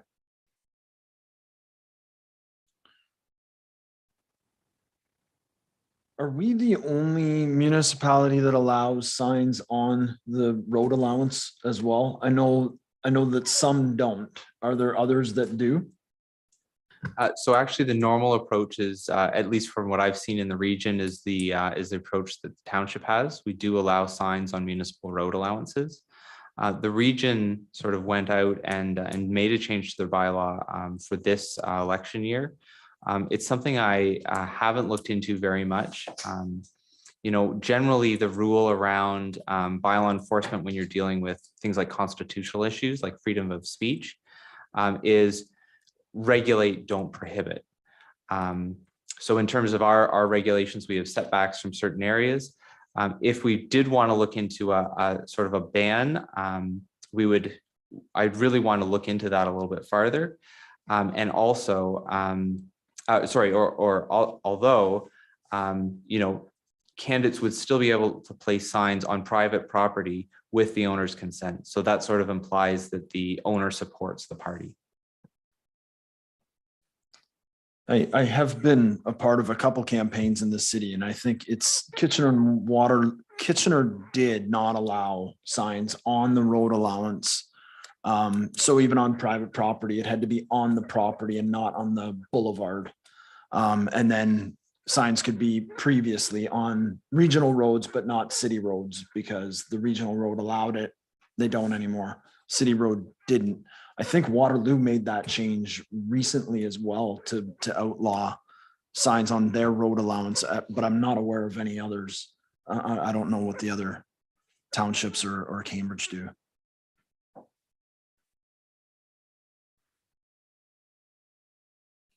Council, any other question, directions, Mayor Shantz? Were you suggesting a change for this municipal election, Chair? I was just asking a question. I was sitting in the chair. Thanks. I just wanted to give you an opportunity if you were taking it somewhere to take it there. If you don't mind, I don't think it's a terrible idea to not allow signs in the road allowance. And when I say this is somebody who put them in too many places in the last election. My wife was embarrassed by my signs last election. So I think that would be a reasonable, that if they're going to be signs, that they're on private property and not on the road allowance.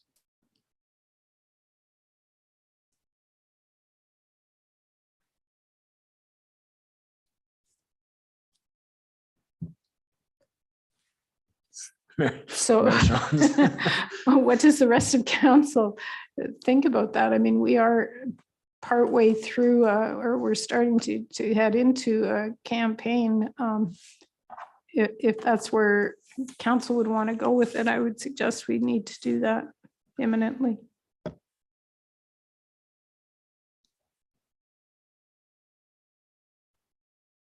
Councilor Merlihan. Well, I don't know. I feel a little awkward talking about it because I'm the only one who have announced my intentions in the next election. I've never liked signs. I wish they were banned all the way, then not even on private property. That'd be great. But I don't know. I mean, I look at it'd be nice to look at whether or not there was a correlation between the regional banning signs led to the significant lower amount of people voting in Waterloo, in Kitchener-Conestoga anyway, this year, because it didn't really feel like an election. You know, there weren't that many signs, which is great because they're really ugly. And, but, you know, it does signify to the public, oh, there's an election, because everywhere you go, there's like 20 Scott McMillan signs. Sorry to everybody. But, I apologize. But in the same vein, it does, not having signs, I mean, you know, is that going to affect new people wanting to get into local politics? It's I guess it's an easier way of getting your name out in front of the public.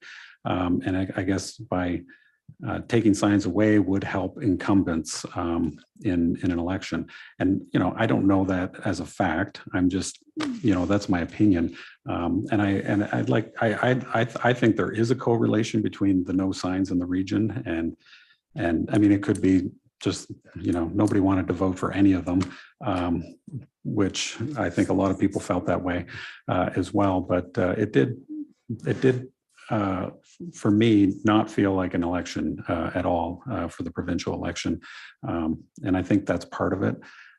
Those would be my comments. I mean, you guys can decide how you want to go. I don't really feel comfortable voting or talking about it because I'm already in it.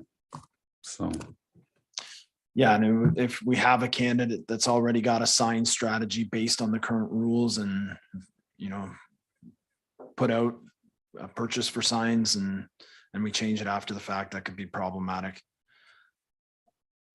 I do think with this past election, voter turnout was down all over Ontario. And I think it speaks more to the campaign than maybe the region signs. There was a front runner that had a run and hide strategy that worked for them, and to other candidates that really couldn't make the election about anything. So I think it probably had more to do with that than the sign bylaw. Councillor Shantz? Yeah, I think possibly the fact that it was a shortened campaign period as well probably didn't help neither. I made my suggestion earlier as to how we can operate under the current bylaw that we have, and I stand by it. Let's when we're out there, if there's a sign in a problem area, we take it out and we let the candidate know it's wrong and explain to them why, and they can go and remove any other signs, and we deal with it accordingly afterwards. That's the way I would suggest we do it. Mayor Shantz, I saw you nodding with agreement. Councillor Redicott? Council. I agree with Councillor McMillan that we're already in the campaign and that we shouldn't change the bylaw. I think that was Mayor Shantz's idea first, but I'll gladly take credit for a good idea. So do you just need direction from council on this, or are you looking for something more? Council, if there's no additional changes you'd like us to make in terms of the way the bylaw is worded, we don't have to make any right now. We do again have an election sign bylaw in place. If council wants us to be more proactive in terms of pulling signs when we see them, we would have to make a change to that one section. I believe it's section 19 of the election sign bylaw that requires us to contact the candidate before we remove the sign. That's something that I think we could do because again, candidates, if they are planning a sign strategy, should have that strategy based within the rules of the township bylaw. And then if we were doing that amendment, I would recommend we go in and make the change to the school board property and the road allowances in front of township property like parks at the same time. I think those were some experiences that we learned from this election. I think we could do those things, and I think we could still have a very good municipal election. You know, one thing I can say is that I speak to every candidate that runs municipally beforehand. We give them lots of information, and we try to help them make sure they are compliant with our election sign bylaws. Would a municipal candidate, if you did go to a proactive approach, would they get the opportunity to be educated first before directly jumping into the proactive approach? Because I do think that this was one candidate that did this that had clearly spent a lot of money on signs, and a municipal candidate does not have that same type of financial backing, and losing 4 or 5 signs to a council candidate could be a huge impact. So I don't think we're going to see the same type of flaunting of rules that we did see. So would they have that opportunity to have an educational component to that? Yeah, you know what, one thing I'm just thinking is, you know, perhaps within the election sign bylaw, if we do end up pulling a sign, because that is the sort of the quickest way to deal with it, we could even give a grace that you don't pay for the first signs confiscated. And that's a very clear sign, you know, you've had your warning, here are your signs back, make sure you're placing them in proper locations. Mayor Shantz? Yeah, excuse me, I'm okay with all of that. You're and maybe I missed this, you're recommending in here a higher fee for the ground mounted signs. So I would say go ahead with that as well in my mind. Councilor Merlehan? Yeah, thank you. Through you, Chair McMillan, to Clerk Smith. Past municipal elections, did you, did the clerk's department have numerous complaints about non-compliance with signs? Through you, Mr. Chair, we really haven't had major complaints with signs. When I was looking back in the history from the provincial elections that I showed, we did see a few complaints from the municipal side, but nothing like we experienced this year. Yeah, so like provincial and federal politics are, you know, a different beast than, you know, local candidates. You know, completely different structure, budgets, you know, teams. Usually, you know, municipal candidates locally are a one-person show, you know, doing everything. So I, you know, I guess this is like the noise bylaw. Is there a one brush to paint everybody when maybe we're trying to fix a problem that's not a problem, you know, for the most part. Councilor Shantz? Yeah, I guess I didn't explain myself very well. That was the intent, was a grace period for the first time. And I think that's a good idea. And if it's not a problem, then we don't have to deal with it. But if it is a problem, we can deal with it. So I'd say if we do it that way, and with your other recommendations and put in that grace period, and maybe I didn't explain that, that's what I was getting at, and move forward. So what do we need? So I think I've received some good direction here tonight. If council's okay, I will draft those amendments as quickly as possible and have them on your next agenda for June 27th. Council, we're good with that? Thumbs up? Excellent, thank you. Moving on, we have another bylaw, the delegation bylaw, and we have Deputy Clerk Lydia St. Milo for this one. Good evening, Council and Mr. Chair. Staff have prepared a delegation bylaw that references existing delegations. It also makes minor changes to existing delegations and delegates new authority to staff, and that's shown in yellow, highlighted in the bylaw. Of the new delegations, I really want to highlight the lame duck delegation of authority. If council becomes lame duck at either August 19th, which is nomination day, or October 24th, which is election day, only the new council could take action on restrictions outlined within the Municipal Act. These are financial, so spending or incurring a debt more than $50,000 or selling property or equipment worth more than 50,000 would be restricted unless we delegate that authority to the CAO, which we are doing within the delegation bylaw. We might be in lame duck if 4 or fewer members run for office, or 3 or more members run for mayor. An example of where we would need this authority for example, completion of an infrastructure project that cannot wait and a piece of equipment needs to be replaced, and we're in lame duck. So at that point in time, the CAO could authorize that purchase. And once council is in full complement, the CAO would report back to council on that spending. So on nomination day, if the new council will certainly have less than 75% of the members of the outgoing council, council is in lame duck. If not, lame duck does not apply. Since our council here at Woolwich has 6 members, 75% of those members, which is 4.5, so council would not be in lame duck. 5 or more members, if 5 or more members run for the same office, they would not be in lame duck. So that's the number one reason we entered into and established a delegation bylaw, was to ensure that we would outline the lame duck. But again, within the delegation bylaw, there are also some changes and additions. And with that, if there are any questions, I'd be happy to answer them. Council, any questions? Not seeing any questions. There's a recommendation. Would somebody like to move the recommendation? Councilor Merlehan, move it. Second.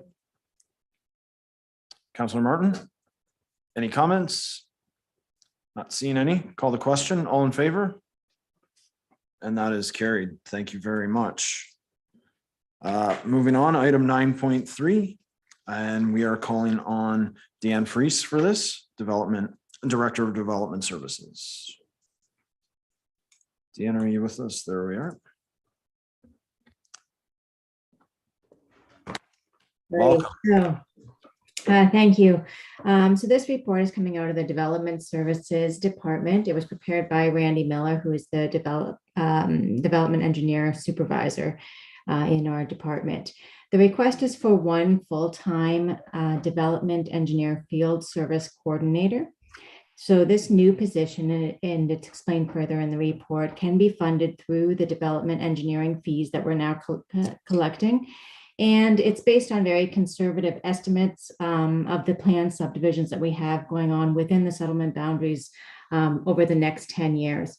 So basically, we are at a point right now where there's only 1 field technician out there doing the inspections, and the current staff can't keep up with the quantity or do the quality of engineering inspections that we need in order to be responsible and accountable for all the new developments that are going on right now. So we're requesting this 1 new position that we'd be able to fund under the current fees, so there's no implications on taxpayers. Very much. And any questions from council? Councilor Merlehan? Yeah, thank you. Through you, Chair McMillan, to Ms. Freese. Tonight, we heard from the KPMG accountants just talking about inflation and construction inflation and all that. Has any of that impacted the building department, the building permits and I guess subdivisions that are coming online? Has anything slowed down for that area? Through you, Mr. Chair. No, we haven't seen any slowdown. In fact, remember just about a month ago, we came with a need for additional building inspectors as well. We didn't raise our building fees either to deal with that. So we're working within our current fee structure and still seeing a lot of development, not much of a slowdown as far as we're seeing. Okay, thank you. Councilor Shantz? Thank you. Through you to Ms. Freese. Do we not have engineers on site that we hire to watch over these projects? Not that we hire. So each development application would have their own professional engineers that would be responsible for the construction on that site. But we're still responsible to go out there and inspect all of those subdivisions and all those new developments. Development engineering also does review site plan applications. So infill developments are also covered by this division as well, and those inspections that go along with it. So a professional engineer would sign off on any plans. They would stamp the drawings, but we would need to go out there and inspect it on behalf of the township. Okay, if I do a follow-up, so would that have changed anything with the retaining walls in St. Jacobs?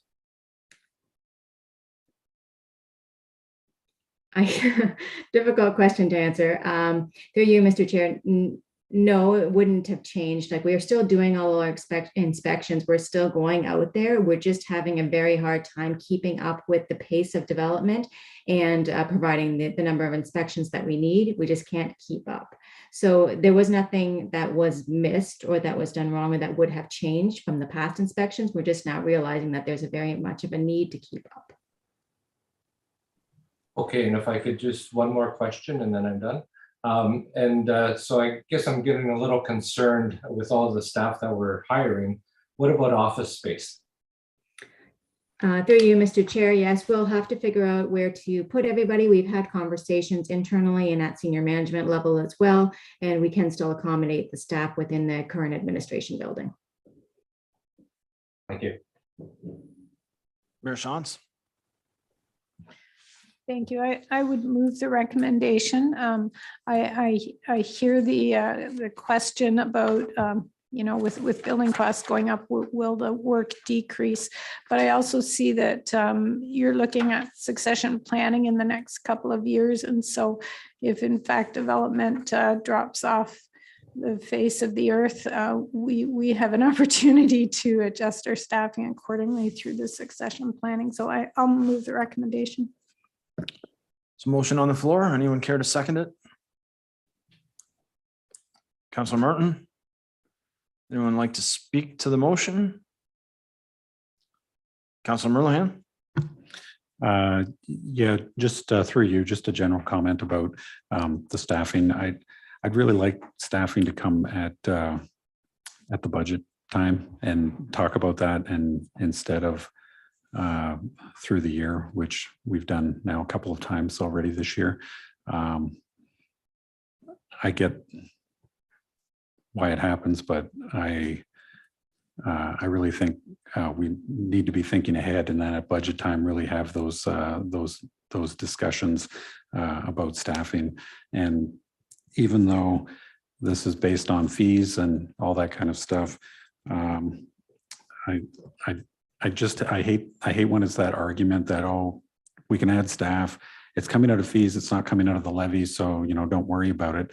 I mean, those fees are still, tax, it's money, it's public money that we're spending on staff. And I did have a call from a senior on a fixed income and had noticed another staffing increase, and is just kind of concerned with inflation and all the other things, the phone bill, everything increasing, and they just see, the level of staffing going up and their taxes, going up with it. And so I only say this so that we're all cognizant that, we're not all in the same financial picture as some of our residents. And, when you keep adding to the program and things get bigger, we see it on a different level, and we see the amount of work that is going in, and in a lot of areas we are understaffed. But I'm just putting that out there that, not everybody sees it that way. And I'll support the recommendation. It's just something that we have to explain to the public all the time. That's all. Thank you, Councilor Merlehan. Anyone else like to speak to the motion? Councilor Shantz? Yeah, I just wanted to say that I agree with Councilor Merlahan. I think the budget is the time to be looking at this, and that's only been a couple of months back behind us, and now we've done two different types of hire. So I have to support Councilor Merlahan in that comment. Anyone else? There's a motion on the floor. It's seconded. Call a question. All in favor? And that is carried. Thank you. Moving on to item 9.4, and we're bringing back Richard Petherick and the surplus deficit distribution. Great. Thank you, Mr. Chairman. So as the report indicates, we ended 2021 in a surplus position in the tax supported operating budgets and the tune about $495,000. The majority of that is in the tax supported operating budget, and with about 100,000 in the capital surplus. Speaking from the surplus perspective on those two budget areas, most of them as contained in the report, you would have heard in previous quarterly reports as well as through the 2022 budget presentation. So I'm not going to go over too much of that in detail. From the water and wastewater side, we were fairly close to zero. I think really what you're trying to do is you're trying to get to the point that you have no surplus, no deficit. Unfortunately, we did end up into a slight deficit in both the water and the wastewater, but it is closest to zero that I've seen both categories in a long time. So for me, that actually is pretty good. I would say we're pretty close to being on budget. So with the length of time, I will leave it there and see if any council has any questions. Any questions? Not seeing any questions. There's a recommendation. Anyone care to move it? Councilor Redicott? Second, Councilor Sean, second. Yep. Any comments? Motion's on the floor. It's seconded. Call the question. All in favor? And that is carried. Excellent. Our last item of the night, 9.5. Save the best for last. Mr. Poupe, tender award for the Elmira North Sanitary Pumping Station. If the rest of staff heard that, I'm just kidding. Thank you, Chairman McMillan. Maybe you saved the least for last. I'm not sure. But we do have before council a tender award for the Elmira North Sanitary Pumping Station upgrades. These upgrades are long overdue at the station here. And we are looking to award this to Xterra Construction, total cost of $903,000. And MTE Consultants to look after the construction inspection component. And then as well, there's a system integration component associated with the sanitary pumping station. This is really just ensuring that all of the electronics and all of the switches and alarms and all that sort of thing work together with the mechanical pumps. So we have a heavy civil component, which is what Xterra would do. We have the typical construction oversight by our consultant MTE, and then they carried the system integrator, which was Aramos Engineering. And we're asking council to endorse the just north of 77,000 for MTE and just shy of 50,000 for Aramos Engineering to complete the upgrades. And why we're able to do that now is essentially that the catchment area is fixed. And this is work that is required ahead of the Arthur Street reconstruction project. So we are looking to do the building upgrades, and then we will do the force main pipe upgrades in conjunction with the region's Arthur Street project when that comes online. So with that, I'd be happy to answer any questions council may have. Council, any questions? Councilor Shantz? No questions, but through you to Mr. Poupe, I just wanted to congratulate you on your creativity in the report, where it says that we only had 2 bids and then we took the lowest 2. So awesome. No reason why this can't be fun. And actually, through you, Chairman, to Councilor Sean. So the difference in the sewage works is that there is the overall price submittal, and then what it is, it's actually the lowest 3 bids, but because we only received 2, we looked at 2. But it's the lowest 3 bids that you receive that there is actually that further step where then you provide your unit rates, and that's reviewed by the consultant. So that is a bit different than we're typically used to, but that is how it works in the pumping station world. So in this case, yes, we had 2 bids and we reviewed both, and obviously Xterra was found to be acceptable. I knew you'd have an answer. There's a recommendation in our folio. Anyone want to move the recommendation? Counselor Sean's second. Counselor Merlehan, anyone speak to it? Motion's on the floor. It's seconded. I'll call the question. All in favor? And that is carried. Thank you. Thank you very much. Other business, council reports and updates.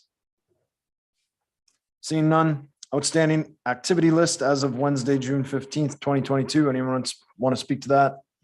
Not seeing anything. Anyone want to move a motion to adjourn? Counselor Redekop, second.